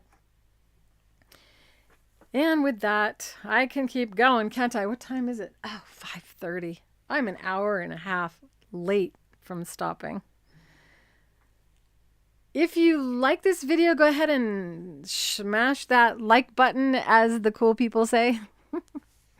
If you want to do that, it's best if you wait until the live is over, because then those likes gather up. You've done your part in the chat. We have to get all your names together, and we will figure out the drawing within the next 48 hours. I know you guys will want to know sooner because we have the coupon, and you don't want to buy something that if you're going to win it. So depends how much energy I have. Sometimes I just fall asleep.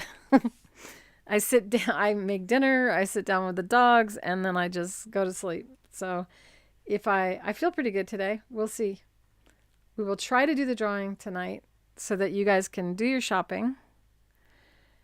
And if you've yet to subscribe to my YouTube channel and you are watching on YouTube, be sure to subscribe. And after you hit subscribe, there's a little bell that will appear. Click on the bell and tell it to tell you all of the things that we do so you don't miss out on being notified when we go live, in case you forget what time I go live every Thursday at 2 o'clock Mountain Standard Time. It's that Mountain Standard Time that throws you guys off.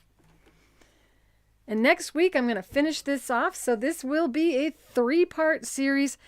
And I will be binding this and possibly showing you more than one binding technique, since I kind of promised I would. We will see if I have time to do more than one. It's just my time. My dog. Hi, Tingy. Why are you shaking? What are you shaking for? Are you going, come on, Mom, I'm hungry? She goes, I didn't eat lunch when I was supposed to, and I'm now officially really, really hungry. She's not on a schedule. It drives me nuts. Are you hungry? Yeah, are you hungry? You're tired. You're like, just end already. She's the boss. Thanks for watching, everybody. Mwah. Love you, and I will see you in the school. create.clarerowley.com. And also, I will see you next week. Bye.